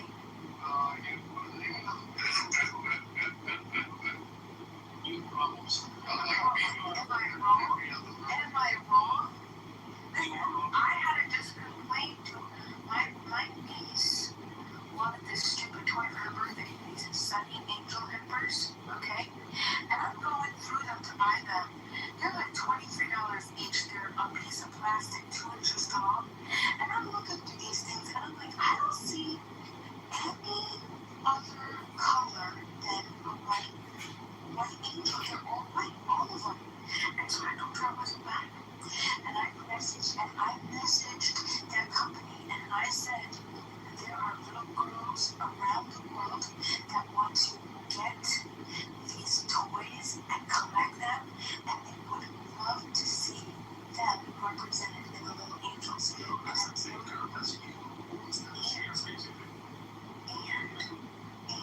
it's representation. It's representation. But do you know what it? Well, I know my niece doesn't care. No, because Don't say it's little girls. she doesn't care. Well, it's little girls. You big girl. It's like nice. Don't do this typical thing. You're a little girl. That's all. I'm not saying that it's ego. I'm saying that there are little girls that collect these little toys. It would look nice to see a toy that looks like you. It's not right. Because of your eyes. I absolutely told her no. And I told her and I said, I'll buy you there are other toy companies that are loving enough for little girls to see them, to be able to see themselves in the toys that they play with, and we can choose any one of those companies. See, this is the perfect example, and I'm not throwing out, but I mean, this is the perfect example of why so much shit sucks now. Because, like, it's compliment, man. It's your projection. You're sucking the fun out of the fucking fun. Like, literally just coming at it back the fun out of the whole thing because of your idea of how things should be. You know what that's like? That's a good point. I had to sit with it for a while. I had to sit with it and I wanted to decide what I was going to do. Whether I was going to tell her the reason that I was not going to get her that and get her other things, and I thought, no, I think it's a good time to start. And she was very mature about it and she didn't have a problem with it. And she got a bunch of other stuff. I got her. Of course not. Because it's your money and you're the cool auntie. So it's like, yeah, but do you know what you just introduced? You introduced that thought into that child. Like when I was a kid, I didn't give 2 fucks that majority of the G.I. Joes were white. Yo, I didn't even think about that. There was one black guy and he was bald. Aren't they green black? No, he's talking about Army. No, it was He's talking about Army men. We talking about G.I. motherfucking Joes. And G.I. Joes, majority of the motherfuckers had helmets on, so you couldn't even see their face. Blake, majority of them were white. Is going to be anecdotal because personally Blake didn't care, but you could come up with a simple. Man, most of the niggas, look, when we was kids, bro, we called them mans. Sure, I agree, Blake, but your society You just slightly has to update a manufacturing plant. Okay, Jason, hold on, Jason. So how old is your niece, B-Mom? The one that you didn't buy a toy for? I didn't buy that toy from How that old is she? company. How old is she? Old enough. Okay, so she's 5 years old. Jason, how No, many she's not 5. She's 10. So how many 10-year-olds you think really know and care about racism, Jason? To the point? No, they don't. They don't, bro. So Jason, don't push this. Yeah, I'm sorry. I was adjusting my mic. I think 5-year-olds absolutely care about racism, but are they going to use language like "I care about racism"? Absolutely not. Yo, are you crazy? Let's go, Jason. This is really sick. Do you think white boys didn't go out and practice a crossover like Allen Iverson because he's black, or didn't pretend they were Michael Jordan? Y'all couldn't do it. Or a rap? We could not do it. We tried them. We do pretend. I mean, wait, hold up. Wait. We're talking about this, right? Wait. Let me get up. Let me get up in this conversation just real quick, right? So you're telling me that so look, listen, when it comes to like guys with handles, yeah, it's gonna be majority black, but let's not act like fucking Pistol Pete Maravich, right? When they didn't even have the option for the crossover, like he was a bacon defender, bro. No, let's not act like Bob Cooley was not fucking. Let's not forget when the three-point line got initiated. You didn't know about Bob Cousy and Pistol Pete and the majority. They see Allen Iverson cross up Jordan on TV and they're like, I want to be like Mike. I want to be like Allen Iverson. I want to wear number 3. No, I get that. I'm just saying my point. Supplements to keep their iron. Even if you're eating like I do, you may not get enough iron specifically in your diet. This is specifically for women. Sometimes can be affected for various reasons, and so that was also explained. But yeah, I'm glad I see a specialist because it's been helpful for my life, and I feel better too because of it. All right, I'm gonna go ahead and go back to the clip, y'all. Investigated crisis around the midterms. The president set the table last night, and hey, his administration announced it is taking action, a crucial step towards his goal to overhaul American elections. In Trump's prime address last night, he claimed the nation's election security falls catastrophically short and that his purpose was not to weaken confidence. His remarks lacked relevant evidence, however.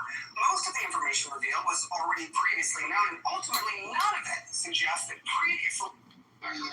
Jason. Jason wasn't just black. He just got a skin pigmentation. Hey, Jason is different, man. Hey, I ain't gonna lie, man. He crossed with my guy Gary Payton. Gary Payton tried to trip his ass. It's that no look pass for me. So, anyways, my point is, I didn't care. Like, I wanted to emulate black athletes and white athletes. This 10-year-old girl, the niece or whoever, Yes, but she really went to the toy, and her aunt is being selfish because of her aunt's own hang-ups or the toy she wants. So now she's gonna be disappointed on her birthday or whatever occasion it is. So first of all, white people saying that, right? It's not gonna have the same effect for you because everything that you see is white. So you I get to just see. named things that look white. Hold on. That's not my point. Those are the exceptions. You understand? Hollywood, everything else is white dominant. And what about the damn toy? What's up about Hollywood? Hold on, wait a second. I'm talking about everything. Everything is white dominant. So when you see it different, that's exciting. Yeah, because you're already been represented. You already have that. You're able to build that self-esteem. I'm saying that what my niece just did was she sacrificed playing with a dumb toy from a dumb company, okay, that doesn't want to represent children and have little girls see themselves and feel represented and build their identity and feel like they have belonging and grow healthy social development. You robbed her innocent childhood joy because of your political ideology. Fine. And whites have to suffer a little bit. Whites have to suffer a little bit until, wait a second. Let me get it out. Whites have to suffer a little bit in order for us to level the playing field and let everybody understand that we have to get rid of systemic racism, this is how we do it. No,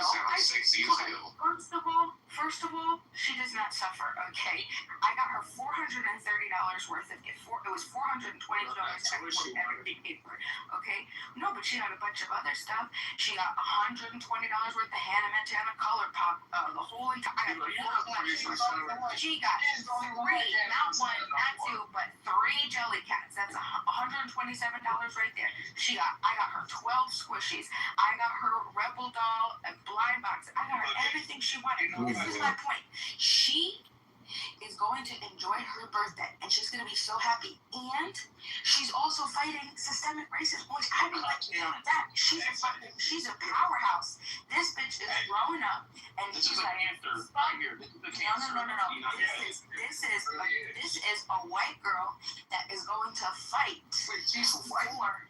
Yeah. That's the problem. That's the problem. See, check this out. My little white niece is going to grow up, and she is going to help end systemic racism. We are anti-racist. We don't just sit and say, I'm not racist. No. We fucking fight for our family, our entire American family. Beaver's PTR right now. And that's how we do it. Hey, Vima, and look, more power to you. It's your money. You can vote with your money the way you want to vote. But we're genuinely trying to get across to you is this is actually the cancer of our day. Y'all too busy focused on trying to get kids woken up to shit that they don't need to be woken up to. Let these fucking kids be kids. Because like I said, I use the G.I. Joe analogy because it's indicative of like real reality. You say representation. But the truth of the matter is they had one nigga G.I. Joe. You know why? Because in real life, it ain't too many niggas finna get down and do the crazy shit that you're doing. Most of the niggas is like, you know what, man? Yeah, we got to do it for real. Hey, bro, no, like, real niggas is gonna be like, bro, I'm just join the regular army. I'm not gonna be we trying to show. Like, yeah, we trying to get the regular army. Yeah, we fucking G.I. Joes are doing, these niggas are doing like fucking shit for real. Yeah, extraordinary missions going against a fucking bad guy snake. Like, the point is, it's goofy, it's fun, and kids don't give a fuck. And I guarantee you that young lady would have had, you can spend $1,000, but that girl would have had more fun with those stupid little white girl engines at the end of the day. And you just came through and sucked out the fun because you're a social justice warrior. That's okay. It has to happen. There's too many bitches. No, it doesn't. It's happening, and you're ruining everything. That's what I'm saying. That's what you think. That's what you think. But you know what? That's what you think. But tell that. But Blake, tell that to the overwhelming psychological. Hold on, just wait a second. They already got black Barbies. That's not what we're talking about. And she has black Barbies. I did get her black Barbie. I got her the black Barbie, the black penguin Barbie. You could even look it up right now. Barbie with the penguin. She was a National Geographic Barbie. I do. When I get her Barbies, I also get her black Barbies. She gave her white niece the black National Geographic. Yes, I fucking did. Yes, I did. I get her black Barbie. What the fuck we doing? You gave your white ass baby a fucking black Barbie for what? Cultural appropriation? White dick. The fuck? What though? She was happy with it. She was happy with it. I bet she was happy to see it. Bima, are we for real? She loved it. She crossed the wall. Bro, she loved it. Bro, it goes to show you, bro, like, it has been this way, bro. It's called the Eve syndrome, bro. Eve comes through and want to fuck up all innocence, bro. I just want to fuck you in the woods, in this tropical fucking paradise, and you want to come in and make everything real. You want to make every fucking thing real. We'll get to real. Real will happen no matter if you force it or not. But you gotta force it. You have to. Girls are always the first motherfucker they want to introduce you to. When you're a kid, boys don't even give a shit about girls, to be honest, bro. When you're like at before puberty, We give two shits about girls, and y'all come around and force it and manipulate the whole like, no, we're going through puberty right now, so you should have to deal with it too. So you're gonna deal with our shitty attitudes. You're gonna have to fucking get real and stop being obnoxious little boys. And it's like, dude, just fucking go away, man. Wait. Just fucking say it. Like, and let me get this out before I get interrupted. You're just arguing against the biological norm there. You can't call that a social norm, because that's happening all over the world, all over it. Girls maturing intellectually quicker than men, and then telling them What they do? And they want us to suffer for it. That's dude, when you use rhetoric like they want us to suffer for it, you're like describing a dance of a peacock. This is nature, this is reality. Yeah. I get you, man. I'm just right.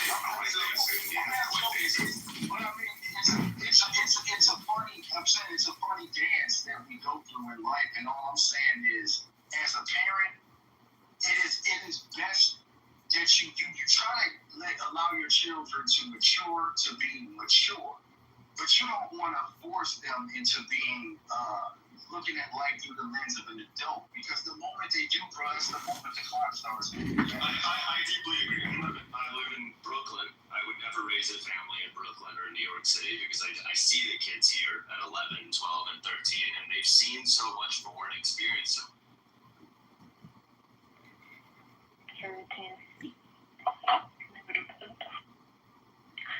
Hi, my night is going good. I'm finishing up my skincare routine. Hi, my night is going good. I'm finishing up my skincare routine.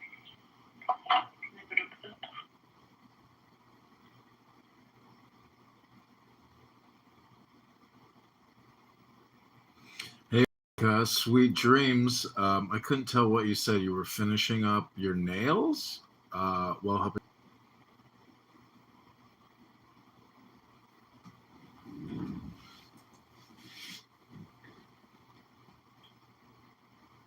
Don't give a shit, bro. Like, they have their stupid little things. You cut out for your last 15 seconds. Repeat it. No, I was the two ninjas. Yeah, that's what I'm saying. They both was Asian. They was two Asian niggas. We had one bald head nigga. We had a bald head handler. Sergeant Slaughter was. I think he was Mexican or something. But I'm just saying, like, bro, like it didn't matter. Is what I'm trying to say. Like, we already had the 18. Blade was black. But you're not saying that was a bad thing, right? No, I'm saying it's a bad. I'm saying it didn't really matter. Maybe to some even so. Then this is where society has to decide how emotional it is versus how functional it is. If it's strictly just about the profit, then yeah, maybe something like 71% of America is Caucasian. Make at least 7 out of the 10 GIs white, but maybe you just make it for the black one. But then that's kind of a cold society a little bit if it's always cutting corners like that. He is limiting access to the ballot for people who should be legitimately and constitutionally allowed to vote. So the entire election conversation is disenfranchised. Unconstitutional disenfranchised. Yes, and impeachment charges around the very serious. Well, I mean, the last two impeachment charges didn't stick either. So, there's not a great record of Trump. I mean, literally, January 6th was an effort to interrupt. January 6th was an effort to interrupt the acceptance of the election and potentially hanging of the vice president, right? So we completely forget that this was all that has everything to do with the fact that Trump has created an environment and a dynamic that is the lens of looking through, and that is the only lens now that this is not the problem we have right now. The problem we have right now is household prices. We have student loan issues. We have access is excellent at creating fear and red herrings to distract the American public. Are you scared to vote?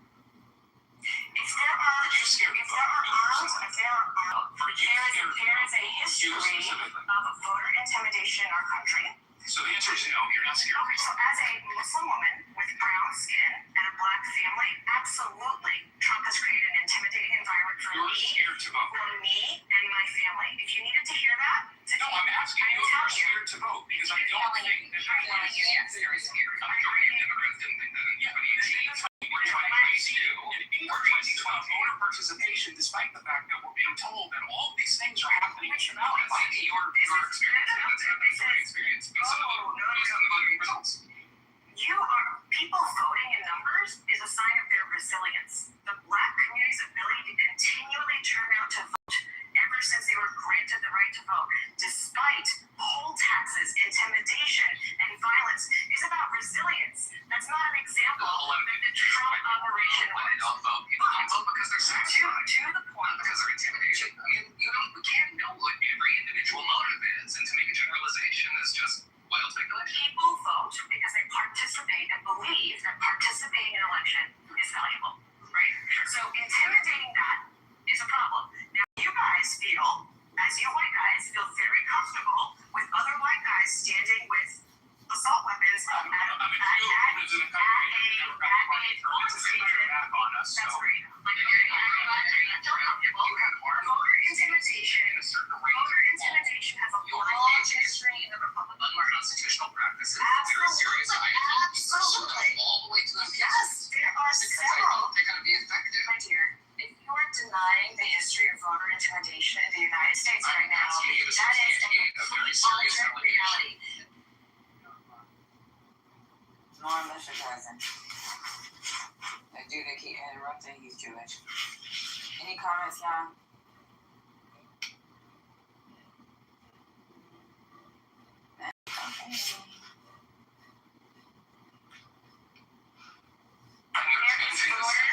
The Department of Justice has recognized us for many years since the Civil Rights Act. Yeah, it's on the books, and if you're alleging a violation of that, I do hope to prosecute it because that would be very serious. I have a substantiation of that claim. There have been several voter intimidation cases on the state level, if you just might aware. Sorry, we're going to stop the next. The seventh consecutive night of U.S. strikes in Iran, and what's the president's end game? No comment. Were they going to this Iran and Armand? No. Right. Voter intimidation over.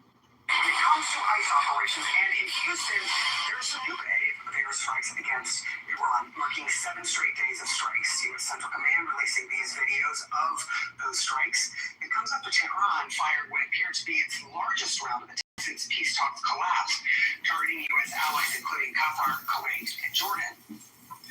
The top Iranian military advisor warned the U.S. could face a full-scale offensive in the coming days if its barrage continues throughout the weekend, claiming that no political border will be secure against that offensive. Iran also said as the U.S. launched deadly strikes on key bridges, railways, and power lines, CNN could not independently verify Iran's claims. If true, that could be the precursor to the U.S. seizing the Strait of Hormuz from Tehran. But the White House is maintaining that the military does not strike civilian infrastructure, which would be illegal under international law. Mayor, I'm going to start with you. We are back into a full-scale offensive that's happening here, and it has gone on for a while. Iran seems to has a new, power in that it has figured out the Strait of Hormuz is now more powerful right now than its nuclear program. What do you see happening at the end here as we are trading back and forth and ultimately to the whole table? Do you think eventually this is actually going to degrade Iran's power because other nations are trying to figure out how to get oil out of the strait and away from the strait to build infrastructure elsewhere? Well, that's because other countries, and even the United States, have to look for alternative measures at this point. That's just the reality, economic reality we're all facing. But Iran has been consistently resilient. This is part of why presidents from George Bush through until Trump have voted against striking Iran directly because Iran is not leveraged. That cares about how much people suffer. So you can win battles, you can destroy city or not. At this moment, winning the war, right? What does victory look like has not only not been declared or understood for this Trump administration, but has created a dynamic where Iran is able to attack U.S. assets, attack U.S. allies using cheap drones. And the United States is losing multi-million-dollar fighter jets, Tomahawk missiles. It is the weirdest asymmetrical war. When typically asymmetrical war would be about different resources or different spheres of influence. And this is, wow, literally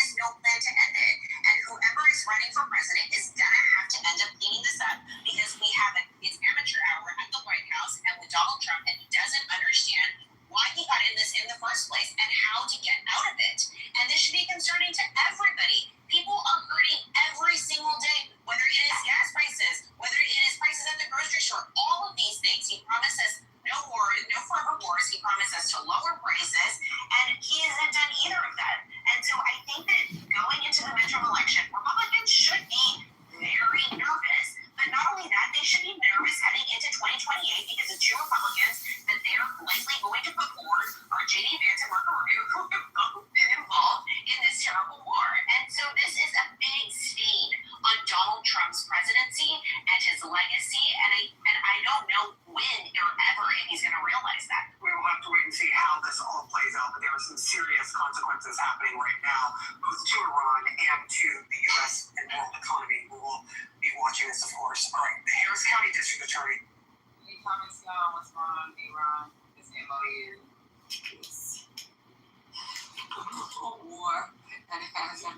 by Congress and we're past the 90 days. So he's gonna claim that he stopped it and started it, so that starts the clock over. As of this week, 7 days ago, I guess. That's number one. Number two,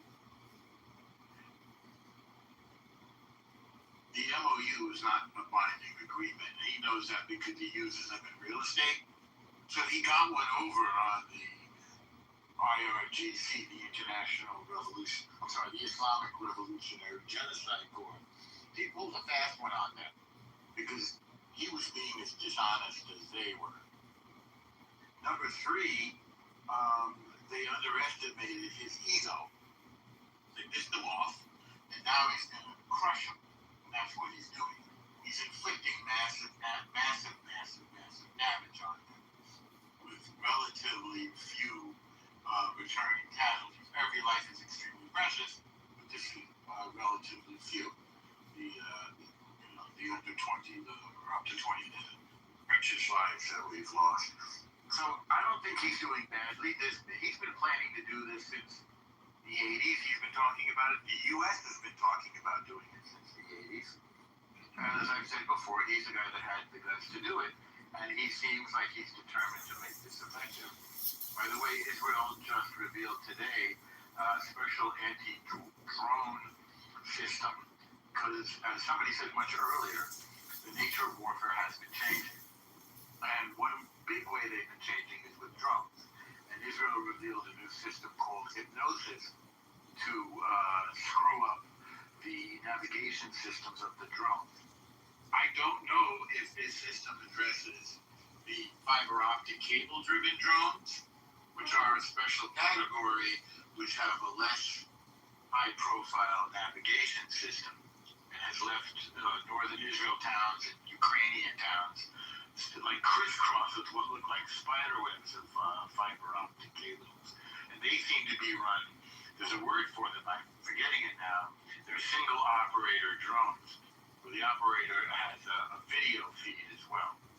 So they're not run by themselves. So anyway, leave it to Israel, congrats to them to address this problem quickly, because it's a huge problem trying to shoot down $10,000 drones with $1 million missiles. We're addressing that right now. I think this regime is on its last legs. I think they're floundering. They barely know who's in charge. They're going through major power struggles over there, as would happen after disruption. So I think the right thing to do is to keep them blockaded and to keep knocking the hell out of them. I think that's the way to defeat the enemy. I'd like to get in very quickly and say one or two things.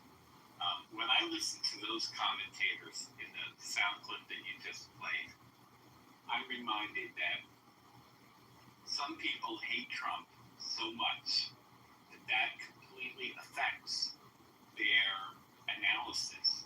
Those people who we heard hate Trump so much that they're rooting for the U.S. to lose in this war. And that's a reality. I think that Trump did a calculation. I mean, one thing you have to ask yourself is why doesn't Iran just chill? Why doesn't Iran, stop firing the drones, stop firing the rockets? They're sustaining billions of dollars of damage every night. What is driving Iran right now to keep the war going? Why not stop shooting at all their neighbors, and then the U.S. will look bad. The U.S. will have to back down. That's a question for the room. I guess the other thing I want to observe is that Trump has done the calculation that at this point, if he stops responding to Iranian attacks, it'll look like Iran won the war, and that is not a good look for the U.S. I said it earlier. China and Russia will say, oh, the U.S. has no stomach for war anymore. They can't handle a few casualties. So now's the time to do all the other things that we want to do. I'm guessing that even if it's Trump himself who doesn't want the war, I'm guessing that the generals and the Pentagon, the people around him, are telling, look, you cannot let it appear that Iran is winning the war. So I return to my earlier question: is why doesn't Iran just chill go back to what they were doing before, which is funding proxies. This is funding Hamas, Hezbollah, Houthi, running their war through third parties and chill, and they won't be sustaining $1 billion in damage every night. And I really don't know the answer.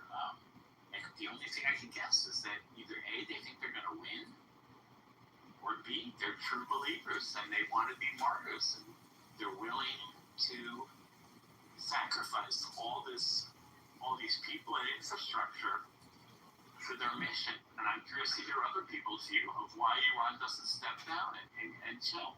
Thank you. But I do have a question. How do you propose we win this war? By doing what we're doing. Yeah. Knocking them relentlessly. And eventually, finding the right opposition in country and getting them weapons somehow, whether it's through special forces, through Green Berets. I think we probably have some secret troops on the ground right now. There has to be somebody that we can give guns to who can go and fight the IRGC on the ground. I mean, it's a combination. Looks like we're prepared to take Clark Island. That's what it looks like we're doing right now. Which is obviously the center of their oil export. That'll destroy their economy, which is already hugely destroyed even further. And by the way, without money and without arms, and now that they're on their back foot, Randy, I think they're in a much weaker position to supply their property, like Hezbollah and the Houthis. Well, why doesn't Iran just, I can't come up with a better word than chill, why don't they just cut back and lay low for like a month? They are arrogant and delusional. And in this, they have the same qualities as Trump. You think they're delusional? Well, yeah. I think they're smart as a fox. I just don't get it. They're smart in some ways and crazy in others. There must be something else going on. You don't get it. They're driven by arrogance and ego. Something else going on. I really believe it. Well, you think they're holding some secret weapon that they're going to roll out? I don't know what it is. I think that they think that they have done the calculations. They think that Trump has to stop very soon in order to win the midterm elections. They think that they can outlast them. They sense ambivalence on our part to fight. And that's not helped, of course, by one of the political parties constantly hanging crepe, and nor is it helped by Trump's imminent midterms. I guess they think that they can survive 3 more years of Trump, and that the next president will be a Democrat. I mean, they're banking on it. I mean, during the first Trump administration, you had John Kerry and other people advising Iran, just hang in there. Trump is a one-term president, and that's what they did. I say illegally advising Iran. Yeah, right. But he was doing it either way, illegal or not. Okay, Go ahead, guys. I'm going to mute up. Thanks for letting me speak, and I'd love to hear from other. I don't understand. I don't understand your comment about giving the Iranian civilians weapons. I don't understand your comment about John Kerry when he was one of the key negotiators. I just don't understand none of this. When he was out of office. Yeah, when Trump was president during his first Trump term, I think that Kerry had sought communications on the side with Iran, telling them, don't worry about Trump. I think that he had private communications as a private citizen. What did you think? Or is this what you know? Hello? I believe I remember reading about it. We could go pull it up. What I think. He said, this is what I think. And then I don't know why y'all think that taking over that island is just going to be a bunch of bombs. Y'all, what's going on here, man? Well, what do you think? Yeah, I don't think giving civilians weapons is a good idea. You don't think arming an opposition is a good idea? No, I don't. Okay. It's what we do. It's what we do sometimes. What happened in Kosovo when we did that in Kosovo? Well, Well, I mean, each war is different. They don't, what works, what didn't work in Kosovo might work here. It didn't work in the Nicaraguan revolution. Didn't work in Kosovo. It didn't work in Iraq. It didn't work in the Soviet-Afghan war. It's never fucking worked. Okay. That's how we got the Taliban. That's how we got ISIS. Like, y'all be playing too much. It's called lessons learned. We cannot do shit like that. This is not a good idea. We've seen what happened in the past, so we think that it's just going to change if we give Iranians weapons. When we know that there's people that still support the government. Yeah, but what do you think it is? 10, 20, 30% who support the government? I don't think it's a majority. 20% is more than enough. A majority did not support an Iraq, but we end up with ISIS. A majority did not support. Like, come on, man. We got to be honest. Like, there is no unified opposition when it comes to what Iran. There isn't. Unified is one thing, but, funding a bunch of militias, whether they're unified or not, all they have to do is take out the IRGC. Oh, my God, bro.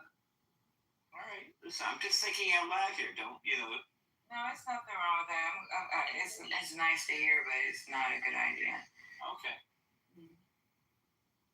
It's not going to work, Randy. I'm sorry, babe. But go ahead, Ed. All right. So why do you think, I respect your opinion, why do you think Iran doesn't just chill out and, lower its, just stop the bombing and stop bombing U.S. bases and just, say to the U.S., we stand down? Why do you think they're not standing down? Because I think I don't fuck with IRGC. I don't fuck with their government. But just like Trump, these people are in charge of a government, or of a nation, of a sovereign country. So when they don't want to look weak to their people, just like Trump doesn't want to look weak to his. I see. So somebody's going to have to give in. And to be honest with you, even us going into Iran, they already know what it's going to look like, or they have predicted what it would look like globally as well as for us at home. But go ahead, Ed. I think Ed wanted to say something. No, I was going to say exactly what you were about to say. I really don't see a way for either party to quote-unquote save face and get out of this easily. Both parties are entrenched. Trump doesn't want to look like he's losing anything, and IRGC doesn't want to look like it. Realistically, Mr. Norm's idea about just air bombardments indefinitely, that doesn't seem like a winning strategy based on historical precedent. That's not our plan, Ed. That's not my plan, is it? In any case, so I don't see an easy end to this until we have a new president, to be honest. Right. We shouldn't have went into this war. And now somebody's got to be the bigger person and bow down and get out. Yeah. No, I think the goal is victory, actually. If the U.S. is the one to get out, then we're telling Russia and China, hey, we no longer are going to be, you don't have to worry about us anymore. Then they never should have done it in the first place. Correct, they did. We should do Right. it. So then back down. Then back down. So down. I don't think Russia and China is going to think that, right? Because even with Russia and China, our weapons systems, just like their weapon systems, are not built for asymmetrical warfare, right? We've built our military just like China has and Russia has. That's why Russia's having a hard time with Ukrainians. We've built our military for large-scale wars, for modern large-scale wars. So their generals aren't stupid. Now, if they're that dumb, then yeah, we're going to defeat the fuck out of them if we went to war. They're not dumb. They know. Let me tell you what's so bad about this whole thing. China wants somebody with an ego like Trump to stay engaged in this war. You know why? Because we moved the THAAD system out of South Korea. Right? Remember that gate that we be talking about all the time? The gate with South Korea, Taiwan, Japan, Australia. We're like, they're losing sight. Not only are we losing sight, we're depleting our own fucking APS stock. Like when you deplete your stock and you're using your great expensive ass weapons on some $20,000 fucking drones, and then you're leaving it wide open for us to be fucked up. You're leaving it wide open for them to do whatever the fuck they need to do. Like, we was happy when Russia and Ukraine went to war. You know why? We got to see how Russia fight. We got to see them. You know what? That was the ongoing conversation when we used to have the political rooms back then, before we even went to war with Iran, when I would fight with people about why we should support Ukraine. Because we have got to gain intel. We have got to watch them deplete their fucking, their missile systems, their less people. We got to see how they move logistics. We got to see how weak they were, lose their equipment, all that. Like, it was a fucking like a party at each one of the combatant commands. Like, we would do briefs in the morning. We're like, yo, this happened, that happened. They lost this equipment, this. We're not getting food. Down this MSR on ASR red. This is what's currently happening. They would tell us this every fucking morning. And we were like, damn, them Ukrainians is tearing their ass up. It's making it easier for the United States if Russia act crazy. Do you know China's probably saying the same thing? They're probably having their morning briefs, talking about the intel, what they know we have on stock, what we have lost so far, and what it looks like for the United States. Because now we don't have fucking patriots and fucking THAAD systems positioned in South Korea.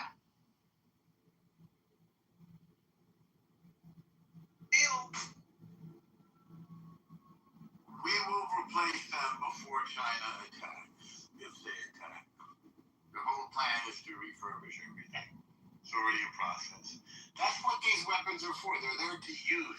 We're not saving them for a rainy day, Patty. I agree, but guess what? We're not. I don't know why you think that we just make weapons overnight. It doesn't work like that.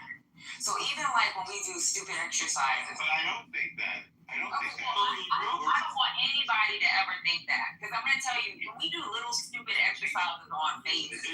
Why are you laughing, motherfucker? Asshole bitch. What is it? Why are you doing? Why are you fucking? Damn talk, you okay? Does your mother love you?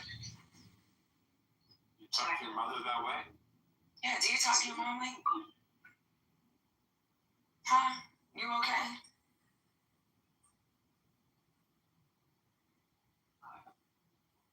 Maybe his drugs are kicking in.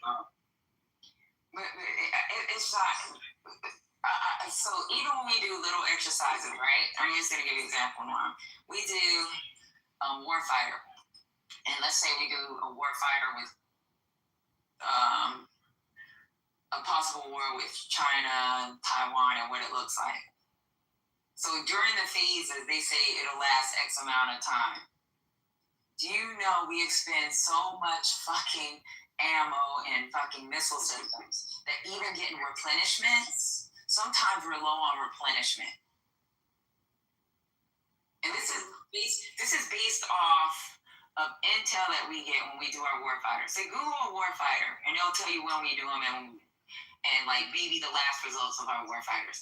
If you look them up and look at how much we lose based off of, they say, from phase 1 to phase 4, when certain things trigger, what needs to be shut off, we lose so much shit that right now what we have in our own stockpile, based off of what they said on TV, we won't be ready to do anything, not with any country. So I think for 18 months? Bro, over 18 months. Do you know how long it takes to make a THAAD system? Well, we have the system. We have to replenish the defense missiles. No, we don't. We only have we don't want what? So we only have so many THAAD systems. I'm talking about systems for each of the countries that we need them in. I think we're going to switch to a drone defense, actually.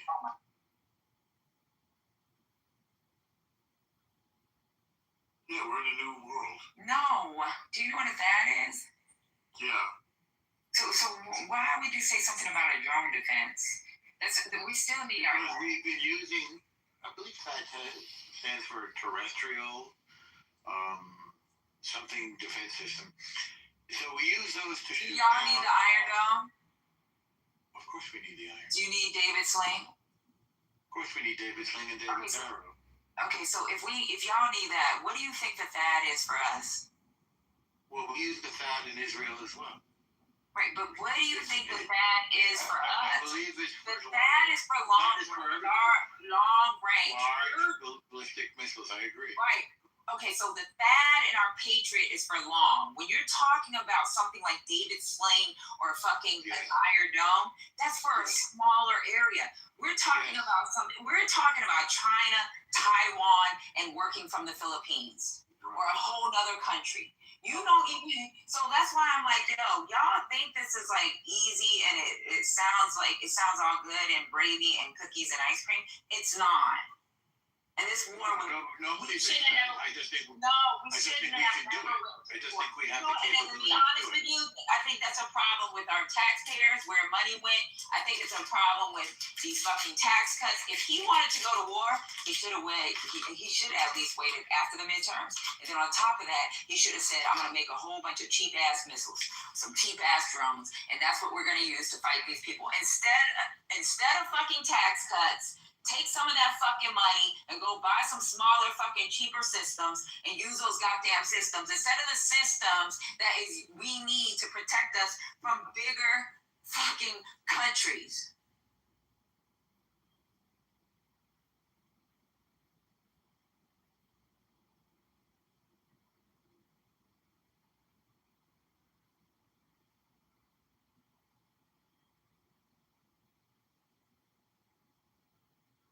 It's dumb, Normal. I'm sorry. But go ahead. I just think it's dumb, period. We shouldn't have went to war. We shouldn't have went to war with Iran. That's it. Entitled to your opinion. I mean, nobody likes war, but, I mean, he's got the intel, and he's in charge. You're right, he's in charge. I don't even think he understands the intel.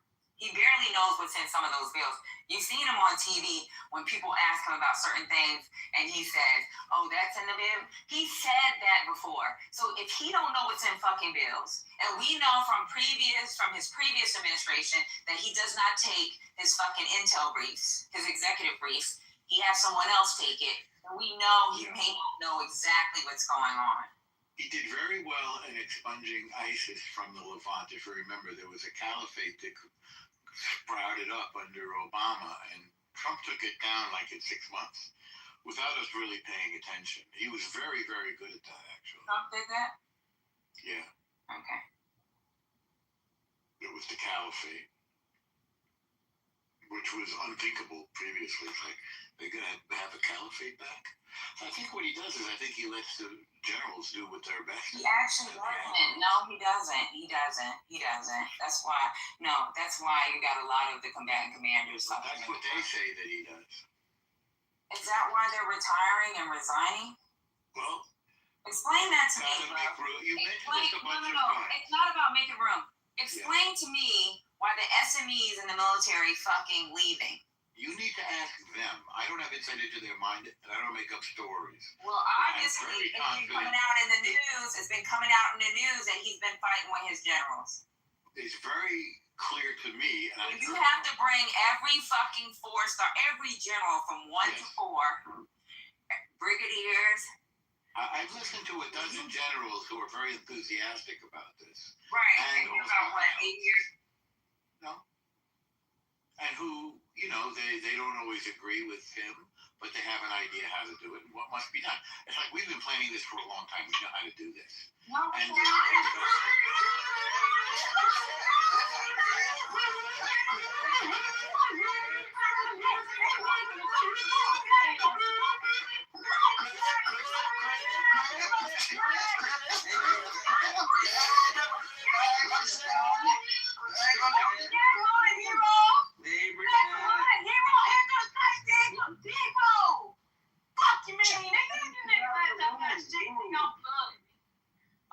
You're kids.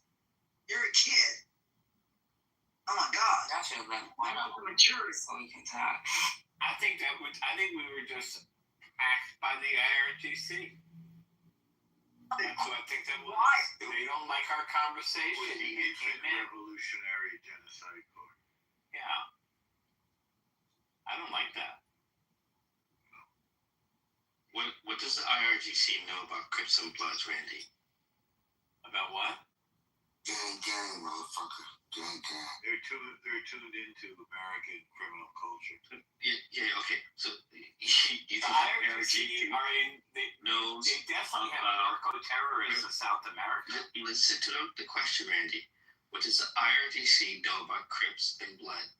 Listen to the answer, Arthur. No, Norm, I didn't ask you. I asked Randy. I know you didn't ask me. I don't know what they know about Crips and Bloods, but they are definitely in South America, So then, and they are involved in narco-terrorism. From the IRGC, why would they use Crips and Bloods? You don't know anything about it, Randy. Do you know something about Crips and Bloods? Were those people? I mean, anyway. All right. Look, I said what I said. Yeah, Americans are down there too. You ever seen Cocaine Cowboy? No. Okay, you should watch it. They got a part 1, part 2. Yeah, the cartels are dealing with the Bloods and the Crips. I didn't say anything about that. We're talking, he said IRGC. That's what he said. The IRGC is dealing He with the said cartel. that they were hacking with Crips and Bloods. Yes. Makes no sense to make that connection. It was a bit of a joke, and it went over your head. No, nobody asked you for shit, Normo. They are operating. The IRGC is generating billions of dollars annually through opium, heroin, cocaine, and Captagon networks that span from Afghanistan to Latin America. So is the Taliban, right? And so is those 500. I think the Taliban is into the opium, I think, because they grow it. So it doesn't matter. And so was the 500 fucking terrorists. The 500 terrorists that Trump had released when he had a meeting with the fucking enemy without talking to the Afghan government that we were fucking trying to. Like, come on. I think you're changing the topic here. No, you just brought up something. We were just talking about something. We're talking about our backyard. We're talking about our backyard. It's our backyard too. That's our backyard too. So how is that responsive to what I said? I mean, you're saying you want to add to it and point out other people doing the same thing? They're doing it in our backyard. Right. Who is Afghanistan? The Taliban? So I don't know. I don't know, but I do know. When it comes to our national security, it's not our backyard.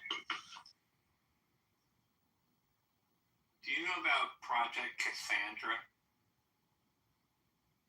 It was a DEA investigation. It was a DEA investigation that traced a conspiracy from Hezbollah and its state sponsors in Iran, estimating that the IRGC and Hezbollah collected roughly $1 billion a year from drug trafficking alone.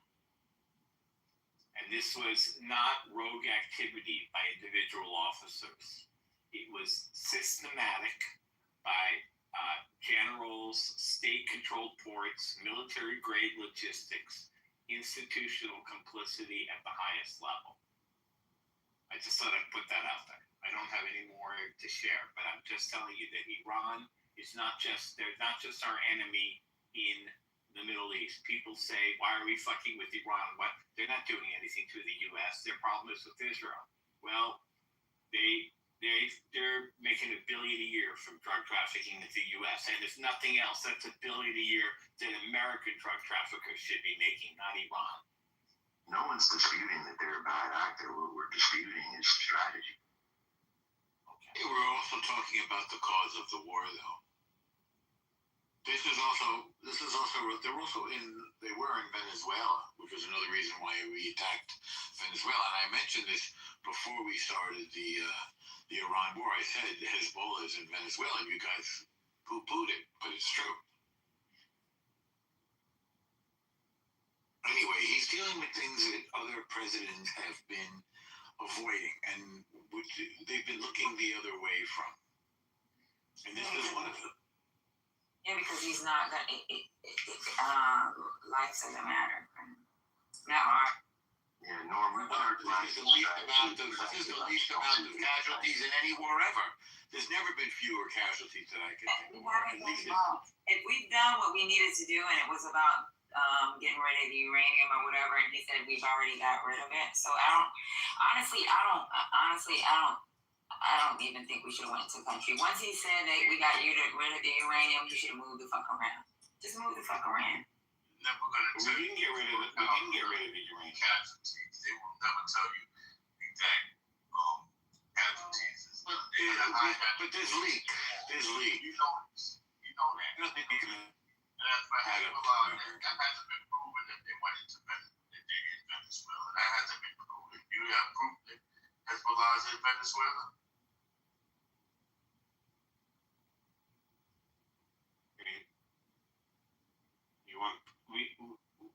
We have the DEA, Project Cassandra, that said that they were in Latin America. You want me to check if they were in Venezuela, or you want to know what countries they were in? Sympathize with Iran. I'm talking about Hezbollah. Are they in Venezuela? Because Hezbollah operatives. Are they supervising in the United States? They're representing the U.S. They're representing Hezbollah's interests in this drug trade. Okay. It's not hard to imagine. Not lying about the drug trade. Because if they really wanted to attack, Colombia would be the main source. Okay. It was about drugs. It was about oil. And in fact, Trump himself pardoned one of the biggest drug dealers during that time. There was, I forgot his name, but was tons and tons of drugs that was coming in the United States. So don't make it seem like that Venezuela was about drugs. It was about getting the oil. It wasn't about drugs. The primary hub for this thing, I've looked it up, is Argentina, Brazil, and Paraguay. But they have Hezbollah has established a significant presence in Latin America, listed activities and networks in at least 12 of the 20 mainland Latin American countries. The primary hubs. Okay, so now I'm looking at these are the countries where they're acting. Argentina, Brazil, Paraguay, Colombia, Venezuela. What does it say? Venezuela serves as a transit point for cocaine and has provided logistical support. Individuals and state-linked entities like Conviasa have been sanctioned. The problem is 12 countries in Latin America where Hezbollah is operating. And there's been arrests. The problem, Randy, is there hasn't been any. The president said Venezuela was involved in fentanyl. Does that mean excluding other drugs? I'm just saying the excuse only in one drug country? The excuse he provided to the public was fentanyl, and there's no legitimate evidence of that. I really don't know. I mean, I can't research every lead that's coming up, but I did just look up Hezbollah activities in Latin America, and you may be right. I guess I could keep Googling and keep researching, but I got to go to bed pretty soon. It's 1:15 over here, so I've done what I've done. I've enjoyed interacting with you, and but like I said, some people hate Trump so much that even when he does something good, they can't acknowledge it. Every president has said, we are going to stop Iran from having a nuclear weapon, but nobody took the steps to do it. Trump actually took some steps. People who supported regime change in Iran, they hate Trump so much that they're rooting for this to fail. So I would argue that Obama took steps. Okay. So then, all right. What steps did he take? Remind me. And I'm being totally genuine. Remind me what he did. It seemed like he was. You mean like the JCPOA? That's correct. Right. Okay. All right. Now we're opening up a whole other can of worms. It's late. Hey, everyone's entitled to their opinion. It's your room. I've enjoyed this. I'm going to begin to retreat. I'm beginning to shut down for the night, but I've enjoyed it very much. I'm going to begin to shut down. Thank you. I don't understand why people say that shit. It's only 12 o'clock. Wait, did he say shutting down? It's 1:15 for me. I'm in New York. Oh, okay. I was like, it's only 12. Okay, I've been out having fun all day, so I didn't know. I'm sorry. It's 1:15 over here. Tomorrow's another day. You know, I mean, I gotta. You know the expression "machaleben"? It's Italian for make a living. I gotta make a living. Italian. Yeah, I gotta machaleben.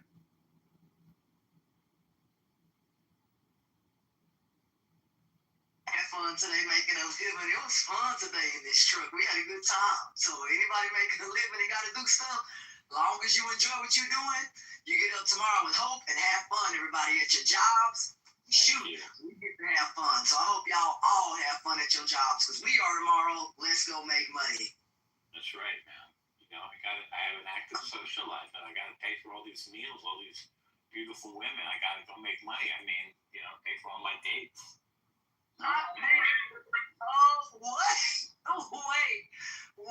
No, he said paying for the dates. Well, you know what? The women in New York, they expect the guys to pay for everything. It's crazy out there.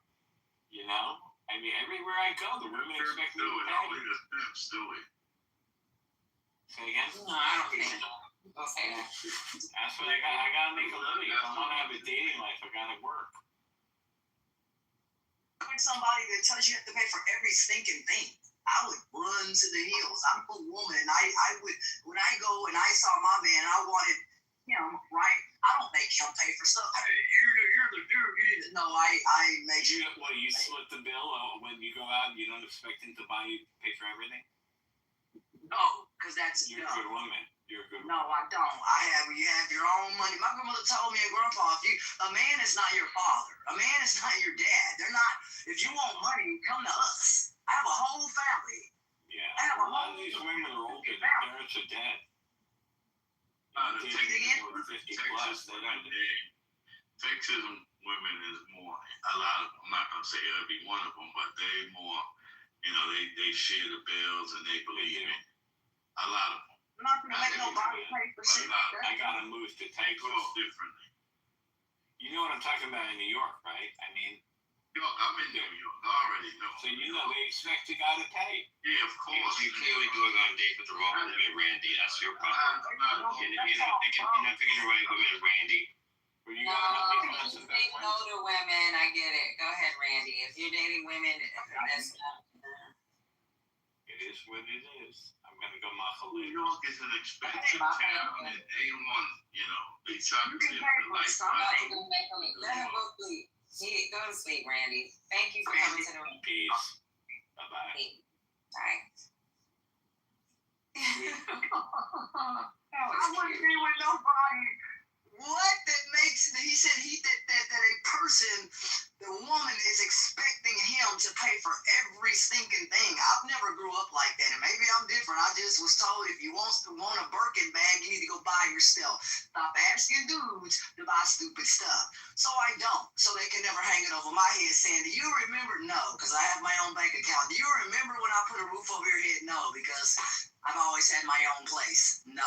So those are things I've never, ever let a man do, because I ain't trying to have a man hang anything over my head ever in life. When you have your own place and money and you can pay for your own food, I told him, dude, you can pay for your plate. I'm going to eat probably more than what you are willing to pay. So I am going to go order more food with my money. See, that works. See, can't nobody ever tell you on a date, well, I want something from you because I bought this. No, my grandmother and mom told me, baby, if you want something, go buy it yourself. And that's what I do. If I want a PlayStation or whatever it is, I go buy it myself. I just expect the man to help out. If you can pay the bills, that works. But I'm not going to have you buying stupid stuff. That's dumb. I don't have dudes buy stupid stuff. If I want stupid stuff, I buy it myself. And that's what makes the relationship that I have with him great, because he understands that I'm a little different than most women, and I don't ask for very much. I don't need Birkin bags and all these things to be happy. Gosh dog it, I'll wear straw hat and overalls. All I care about is as long as you a man and you cool to live with, and the only thing a man has ever asked me, hey man, can you give me my own bathroom? Cool. We'll make that better. Let's get elevators. Let's find that. Let's get your own closet, all that stuff. Let's get a bigger place. Now that dude can be happy because he's got his whole doggone side of the house that he can decorate whatever dudes want to do. You have a whole man cave side of the house, and that makes dudes happy. And I get my side of the house. That is how I think things, I mean, not for everybody, but I think that's how things can be done. Dudes need their own bathroom, and that's all they ask for. They don't really ask for a lot in life, and they shouldn't, especially if they're living in a place like this. All I ask you to do is be yourself. That's pretty easy, right? Being yourself. And all I ever ask for a man to do is, I got all the food in here. You can cook it. You got $580 worth of food. There is something in here. You're not starving. So that's another thing. You're taken care of. How are you? Okay. I'm sorry. Alright, let me play the rest of it. He says DHS is not cooperating with his office on the fatal ICE shooting in Houston.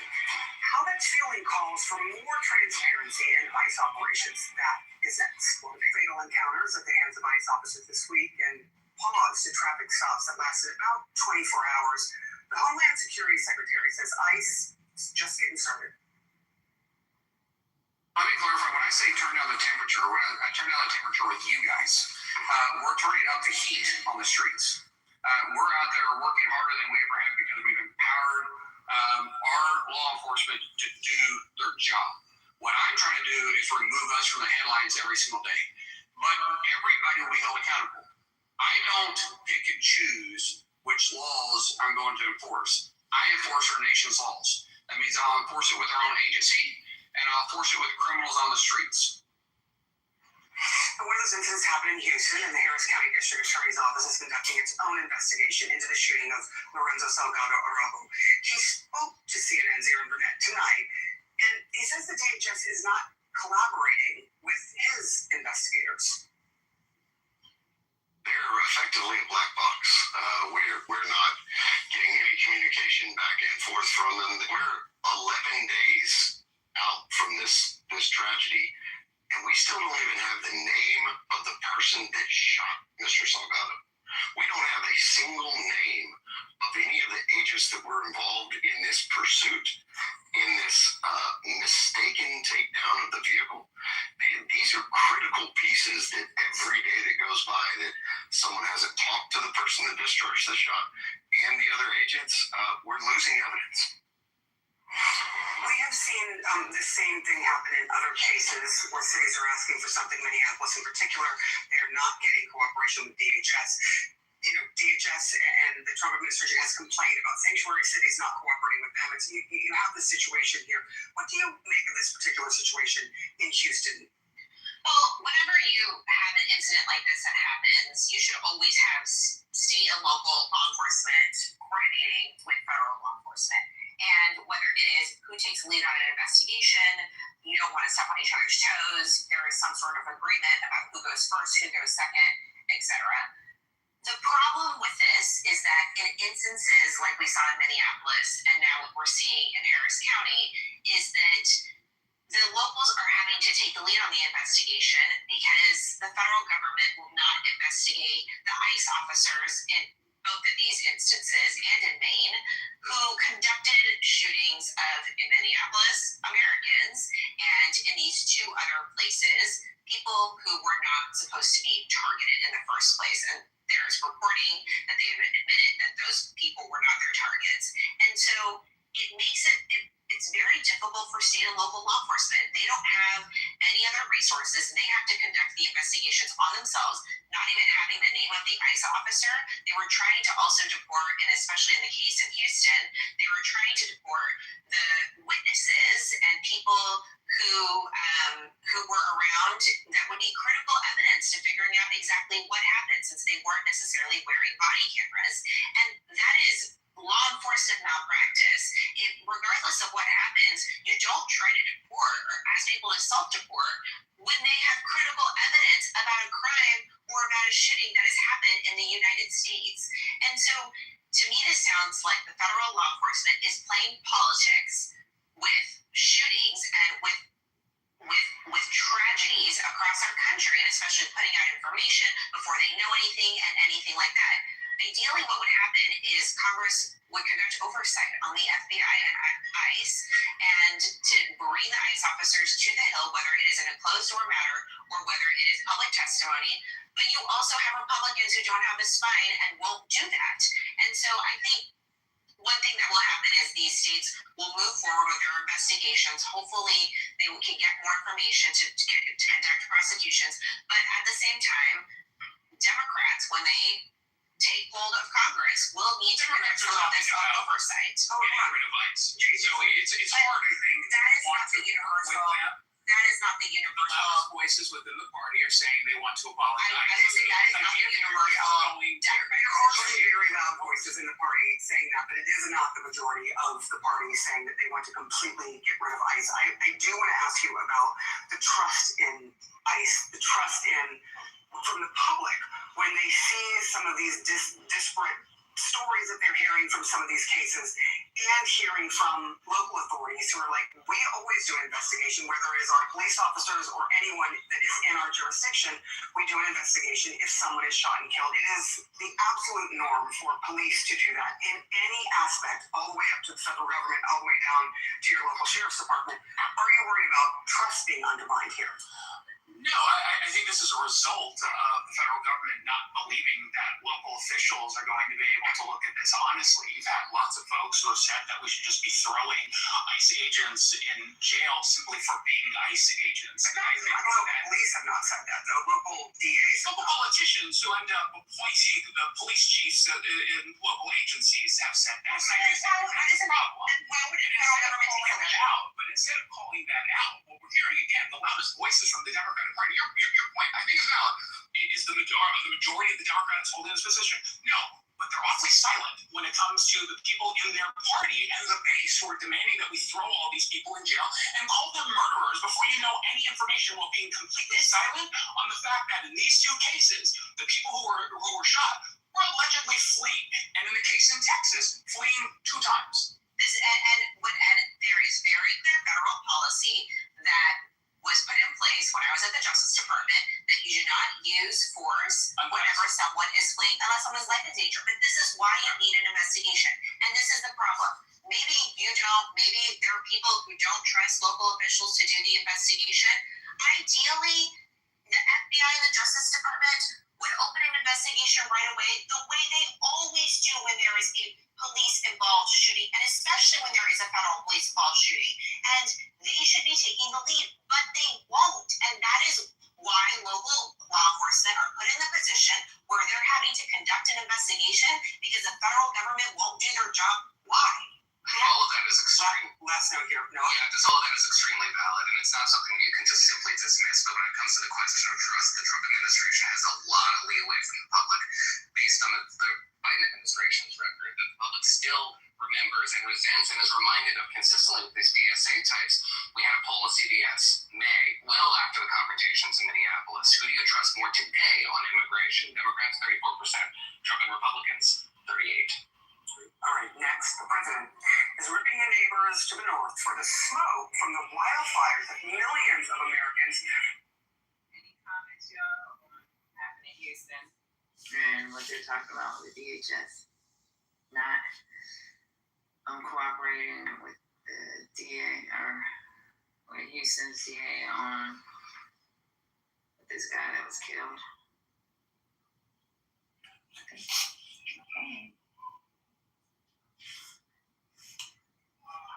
I've been choking on it. He says he will add it to their tariff bill. We'll debate. Tonight as dangerous wildfire smoke blankets major U.S. cities. And more than 100 million people in 18 states and D.C. are under air quality alerts. Donald Trump is blaming Canada for the hazy skies and unhealthy air. On Truth Social, Trump said he would hold Canada responsible and call Prime Minister Mark Carney to find out what they're going to do about it. Trump argued Canada's wildfire response is willful negligence, and the cost of pollution should be added to the tariffs that Canada is already paying. Noah, to you first. Look, California has had, I have covered them, and we have seen potentially into Mexico and even into Canada as well, along with other states like Oregon and Colorado. So I'm curious how this would even happen. Do you agree with this idea? Okay, listen, I'm not a forestry expert, so a lot of this is speculative. However, there is a management story to be told here. It's a much bigger story as far as I understand it in California, where controlled burns and machine management actually is something that can mitigate these fires, and it's something that is negligent, that the state is negligent in doing. The boreal is a little different.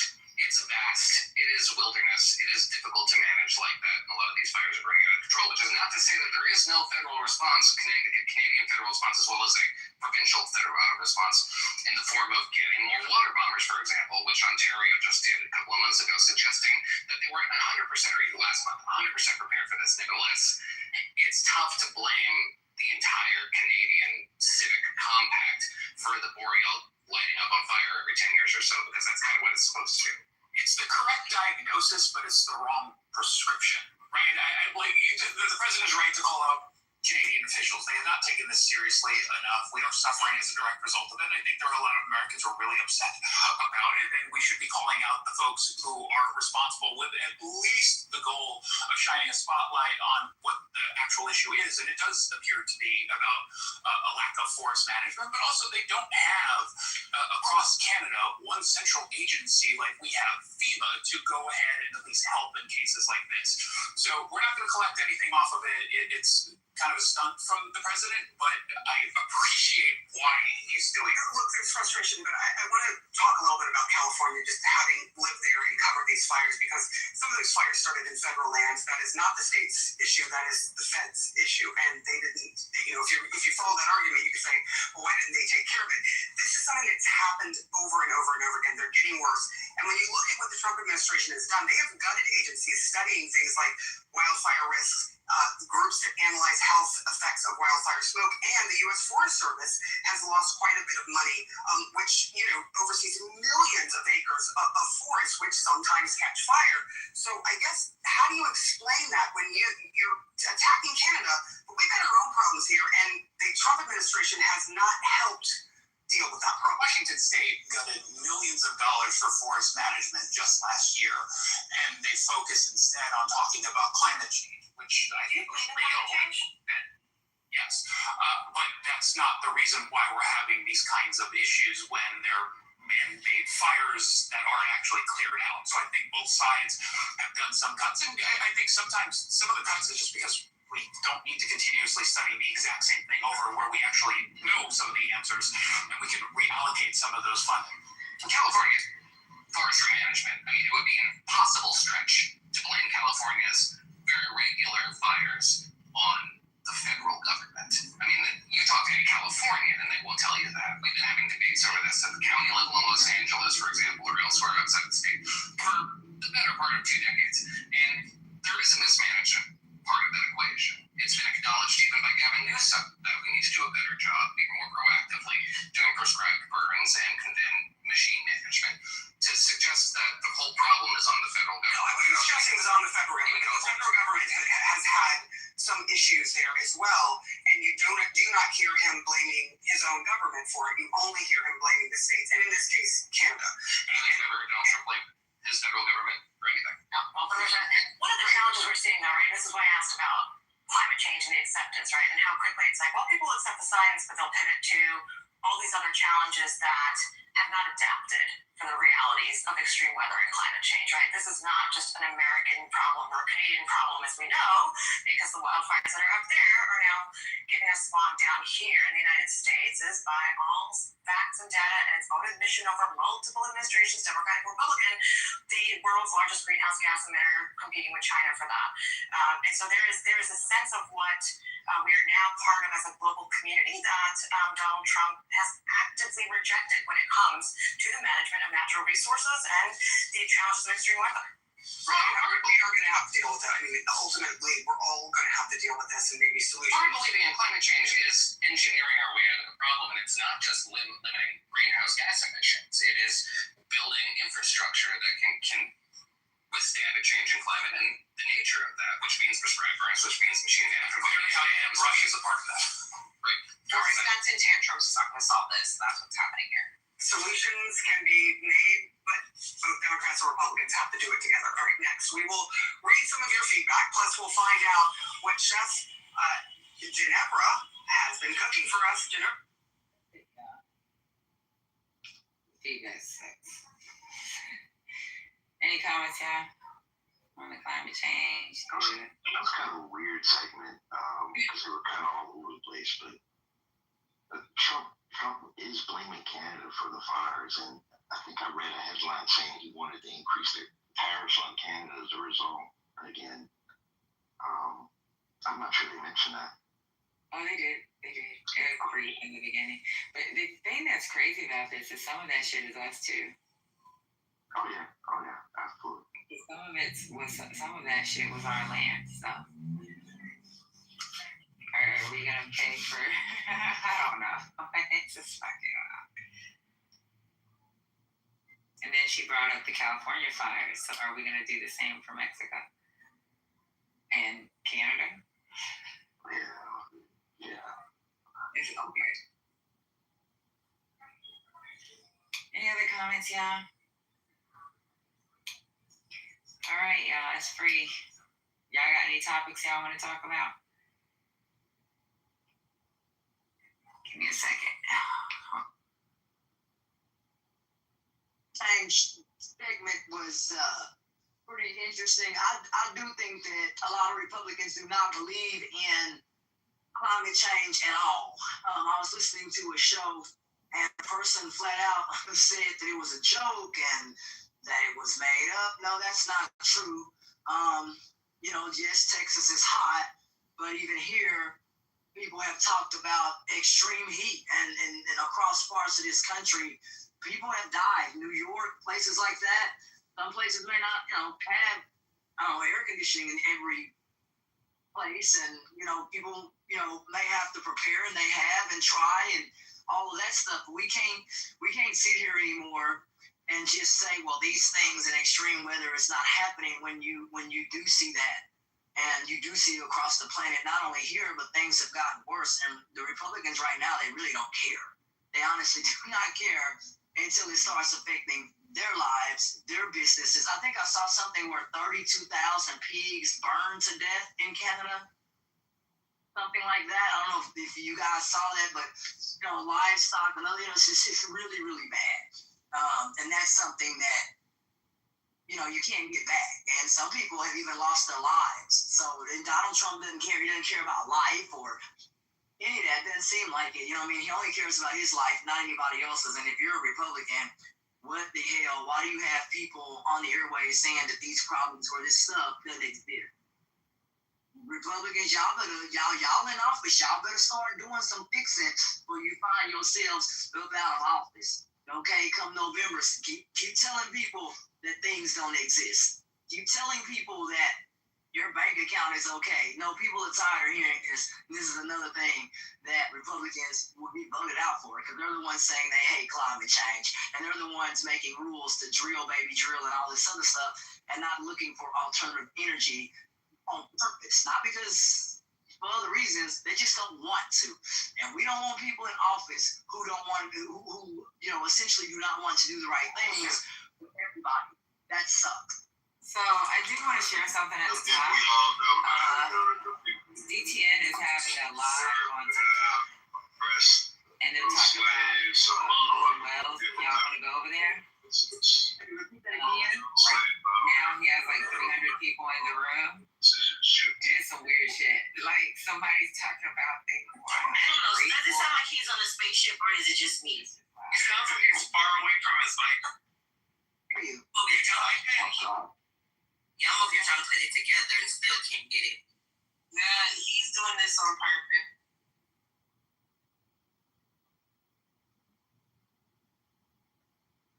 You did it again? You cut out. This is one of the. This is the one. First of all, you're on my panel. I invited you up here. Yeah, but This is the. Hold on, wait. Let me see. This is the big crowd. Hold on, real quick. Jonathan being runs to Beat the News. He appointed me moderator for right now. You're on to Beat the News, and you're not up here debating. What are you doing then?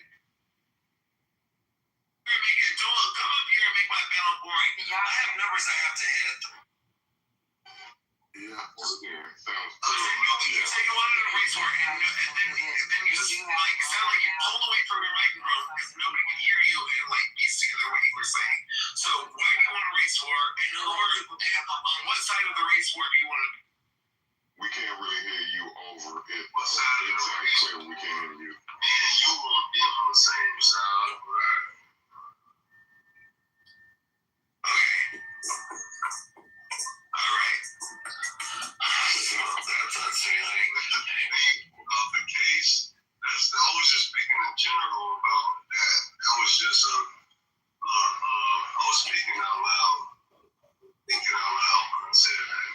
I know, because you actually don't even want to, you don't want to answer the questions. You want to answer what you want to answer and reply when you want to reply. But when somebody actually asks you an intellectual question to get deep down and dirty, you don't want to answer it. So what is it? The only question that was asked to me is, why do I want to have a race war? What do I think it will result? That's the only questions that was asked to me since I've been on this panel. And I said what I thought about that already. I said I want a race war because I feel like that it get the hate that these people having. Man, get the fuck off my panel. You fucking boring me. Coming up here saying that you want a race war and that it would solve all the problems. And then when we ask you very specific questions and you don't fucking answer them, get the fuck off my panel. George Smile, welcome to the stage. Hello. Sit there a little bit for y'all so y'all can hear it. I didn't hear what you said, really. I was moving my phone. Sorry. Can you repeat what you said? Yeah, ask me to come over there and help. Well, we're talking about the number of. We're up top. We've been talking about that. What are your opinions? Well, there are no suspects. I don't know if this is hypothetical or what it basically has to be, because the state has no suspects. And as far as I can tell, from the certain things that they've done, that they still are on the cause of unalignment as accidental drowning. So there are no suspects. And he's going to a grand jury for an investigative aspect, not really pushing for an indictment of someone. Question for you, Joe. What's your opinion of the frequency that they have Ben Crump, the way he's posting what he's saying, and that they have Ben Crump, the way he's posting what he's saying, how they're moving? What's your thoughts on that? Ben Crump to me is basically part of an information team. I mean, he plays no legal part in it, especially as far as what occurred.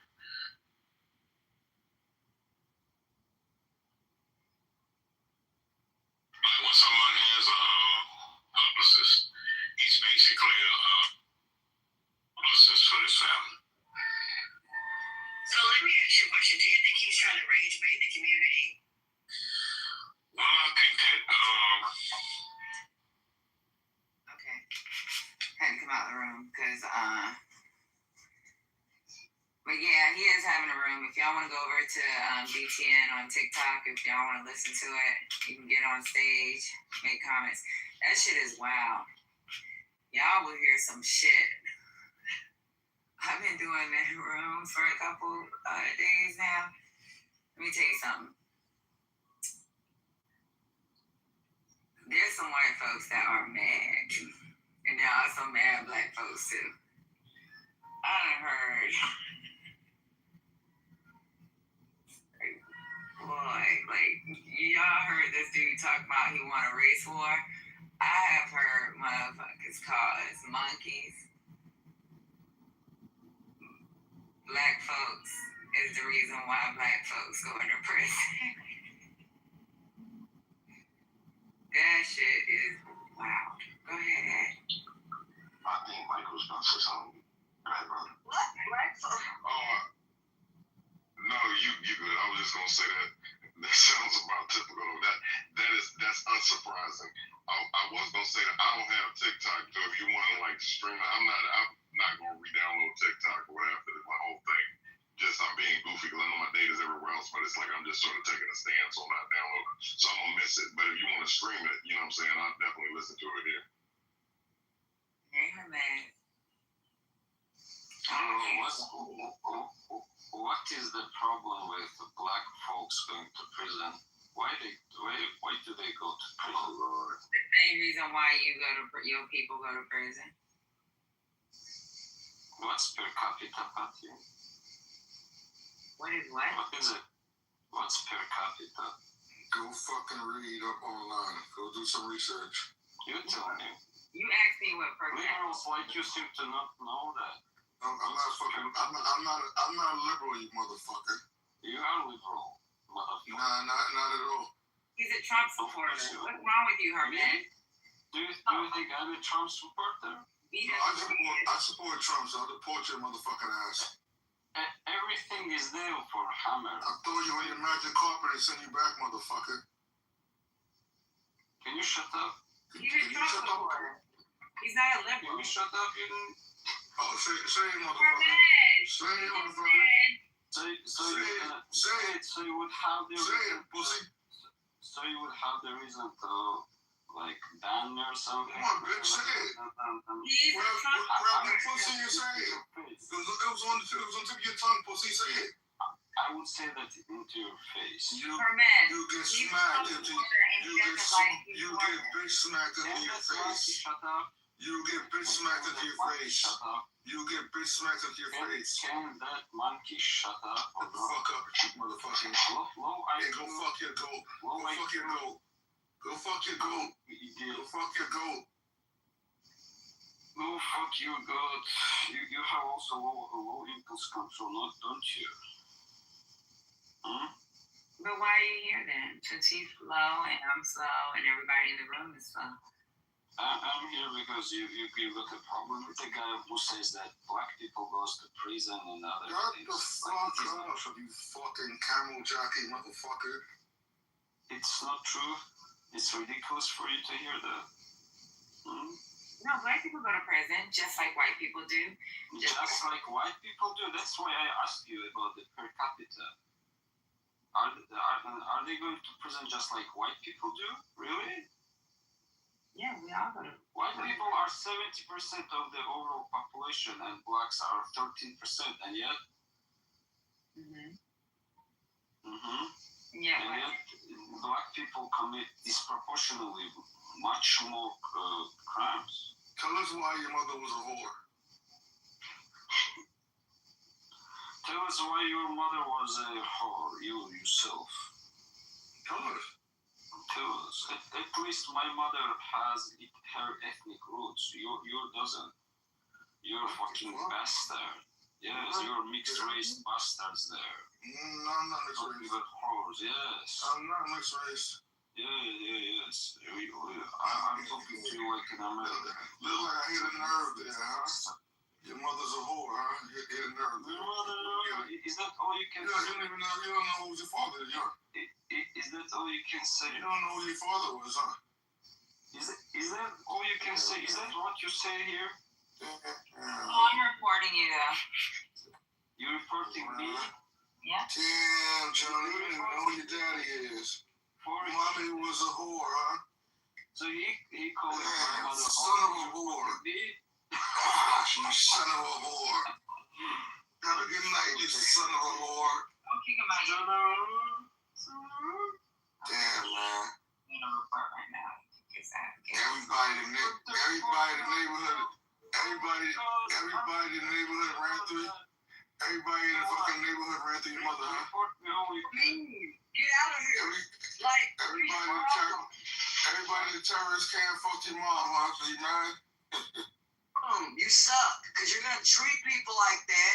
You need to treat people how they want to be treated. Because I guarantee you wouldn't be saying it to people to their face, especially in states like where you got Oh, okay. I'm finna say, because I just was like, I was over here putting stuff away, and I'm like, what kind of crap am I listening to? With me and my dude is standing here like, what was that?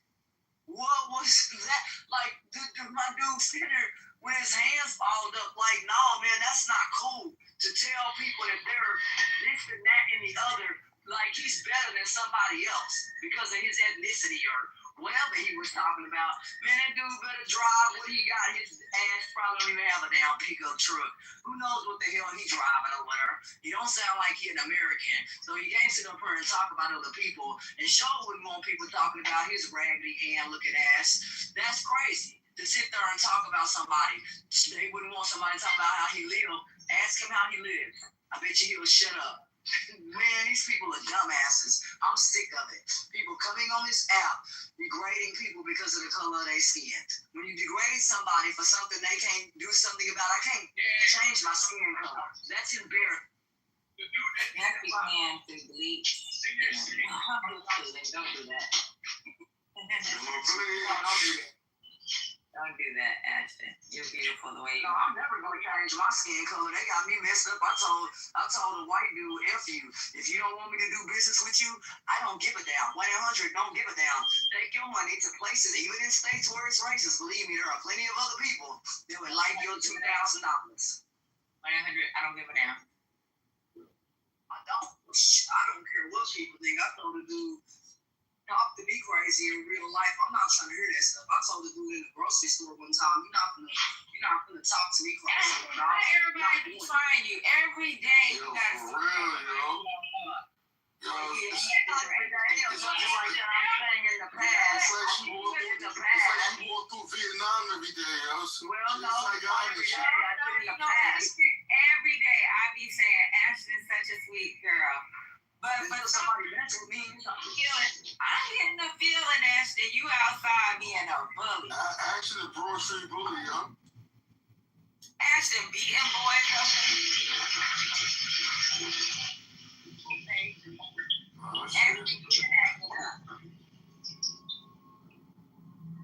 I'm just, I don't want, at the end of the day, people messing with me. And when I was, younger and stuff and skinnier, people would pick on me and just mess with me for no reason. I told bullying people outside. No, I'm not bullying nobody. Like, I don't walk around bullying people. I live in a very nice place. People don't bully me here where I live. This place is nice, but I'm not gonna let people outside of this place talk to me crazy. I told the dude, if you don't want to do business with me because of the color of my skin, goodbye. I don't give a damn about people. You know what I'm saying? I'm happy. I live my life. And if people don't with you, I know you are. I know you are. And I don't like that for you. That's why I like talking to you. Because you know what's going on. I'm not a bully out here doing nothing to people, but my folks said you ain't finna let nobody hit you, guy. Like I told a woman, no, don't talk about punching me. Because I'll pick your ass up and chunk you over the car you drove here in. Leave me the fuck alone. See, Ashton, you up here talking about chunking a woman over a car. What's going on? You can't, cause that lady ain't finna talk to me crazy. I told that lady that. You go to church. You know what you need to start telling people? I'm going to pray for you and just walk away. Because maybe I should just say that. But no, I told that woman to leave me alone because I would chunk her over the vehicle she drove for me. Next up and chunk you right over not the hood, the roof of your fucking car. Your ass gonna be mine. Ashton. That's what I'm talking about, girl. Man, my grandpa and dad and people taught me you don't let people just hit you. People can say whatever they want. I don't care. Don't care. Just keep walking. But when you talk about you finna punch me or whatever, no, I got them. No, I'm gonna see you on aisle 8. I'm outside in the parking lot with 2 cans. No, now you wanna fight me? Cool. Why you got that in your hands? Find out and talk about hitting me. That woman pushed her man out there. He was like, I didn't die. Yeah, no, you need to fight. Don't push him out there. And she was behind him. Like, no, he was like, I'm not fighting that right there. You talk to them and that dude was cool. Dudes are generally cool, but that woman some dudes are assholes too. But, Patty, I'm a cool person, but I'm not gonna let no woman talk about beating me up. You got me messed up. Now on, Ashley, just try it one time. Try it a couple times. I'm going to pray for you and walk away. Yeah, I'm going to do that. That'll work. Yeah, and then people can say whatever they want, and that's fine. And my grandmother and folks always said that. But you always have the right to defend yourself, especially in Texas. The state tells you have the right to use deadly force where it is applied. If somebody is using deadly force, no, seriously, if somebody is using deadly force against you, you meet that threat. That's what I was taught at the age of 12 years old in the state of Texas. That is a fact. I'm not going to let nobody harm me or talk about hurting me. Get that shit. I'll put that to an end. I ain't going to let nobody hurt me. My dude I live with is in the Navy. Emergency report. I'm I'm not trying to break a nail. I ain't trying to mess my hair up. Now, damn sure I ain't trying to get no cuts and bruises. So I will call the police on you. Do a non-emergency report. If you talk too goddamn much and you still in the area, you might get arrested. I mean, whatever it is that you got to do, but before the police get there, you have the right to defend yourself. Like the state of Texas told me, if somebody, like I told this woman when we was on the highway and the dude got out of his car, out of the damn car, and tried to come around, and her door was locked, but for some reason she didn't, whatever. I just said, man, at the end of the day, I said, miss, this is how you deal with this. I need you to watch the light. As soon as that light turned green, I hit that dude with the door. Bam, boom. And she took off. I said, now hit the gas. Now hit between these two places.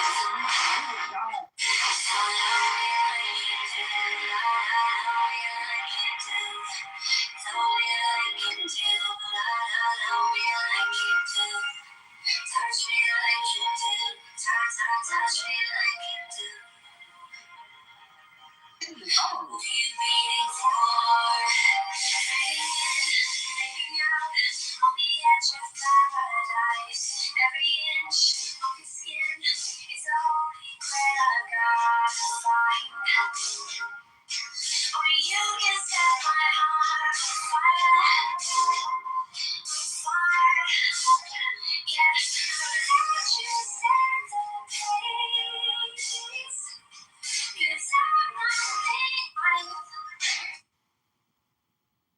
Sorry, y'all. I was watching a video. Yeah. Good.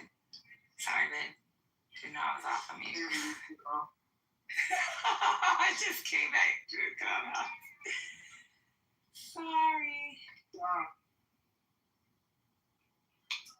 Ain't too bad, man. That's a fact, man. I mean, I'm a chill person for real in real life. I don't be out of this with people. I don't give a damn. You know what I'm saying? Hey, Malak.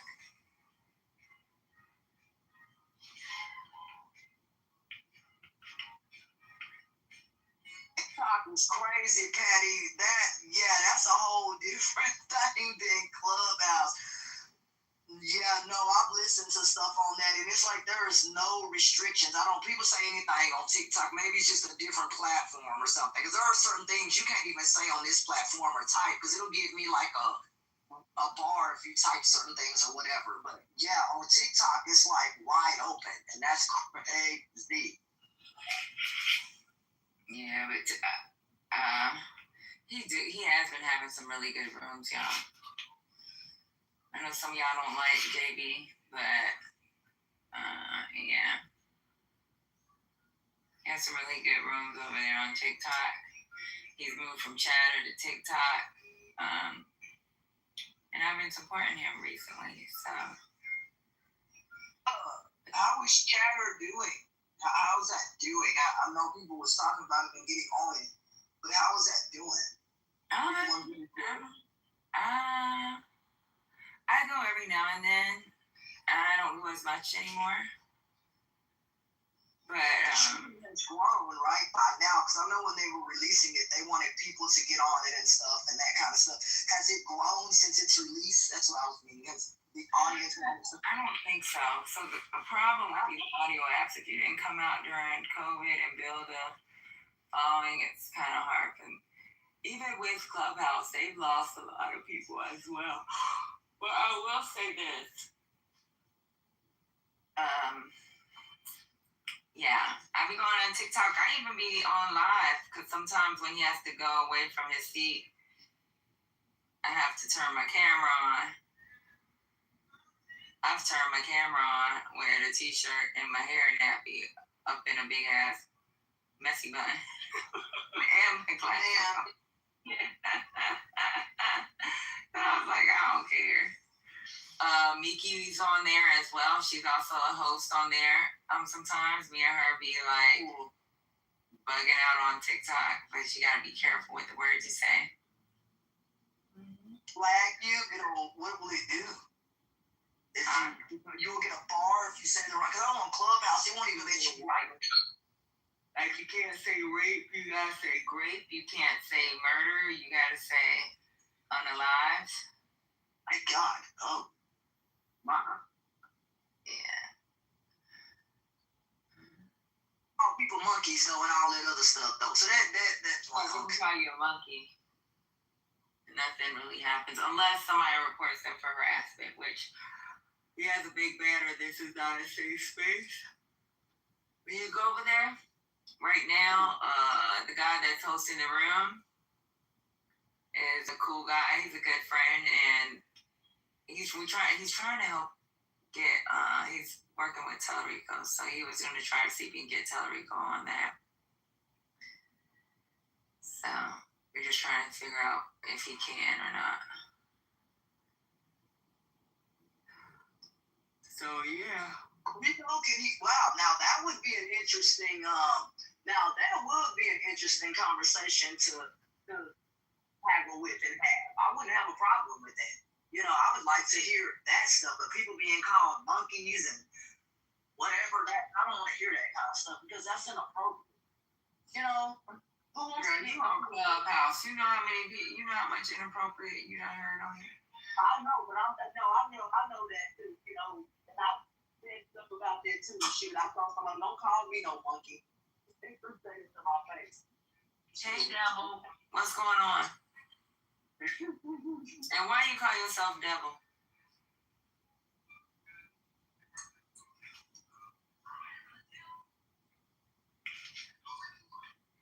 Call yourself the what? If he calls himself a devil. Lying. The devil. Why would somebody want to be called the devil? The devil is not anything that's happy. It never. The devil ain't walking around with a smile on his face. The devil is here to kill, steal, and destroy. And I wouldn't want to be associated with something that talks about it wants to kill somebody. It wants to take life from people. That is what the devil does. The devil will keep this room, y'all. Sandra, Michael, Pastor. Hello? I mean, it's up to you. I think we talk about everything that's going on tonight. Yeah. Everything is about the devil is somebody getting with it. A place to go, so you know, seriously done out there. I mean, if y'all want to keep the room, because I'm about to leave. Y'all can keep the room, Michael. Come on, man. You can shut it down. They say you can go to shut it down. You don't want to keep it?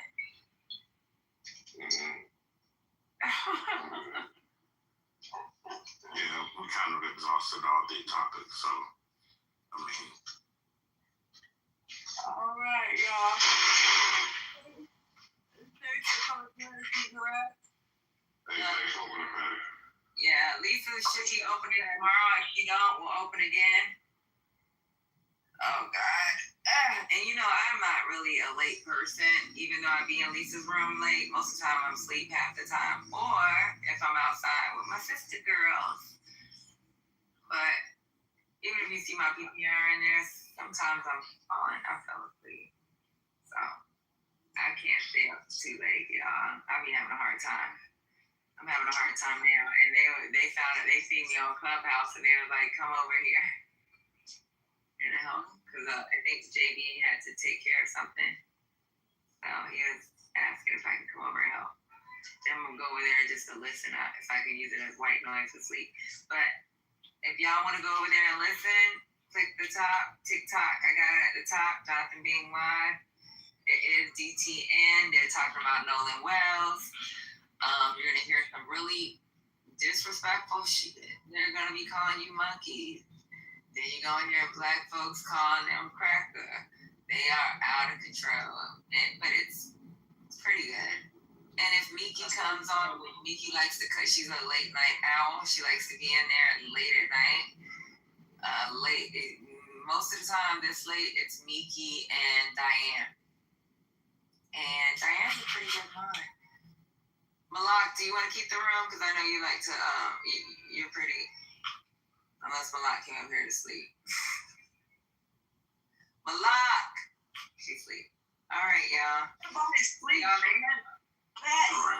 Why is everybody doing sleepy. Too. You want to keep the room after? Ain't nobody gonna be here. That's why I'm like, man, I'm a night person too, but I get my business done during the daytime. But I like the nighttime because it's fun. But it's like everybody has to get up early or do something else. Most people don't like staying up late. I don't know why that is, and that's fine because people gotta work.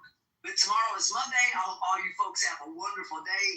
God hold you, keep you, and be blessed. Get out there and pick a job you like.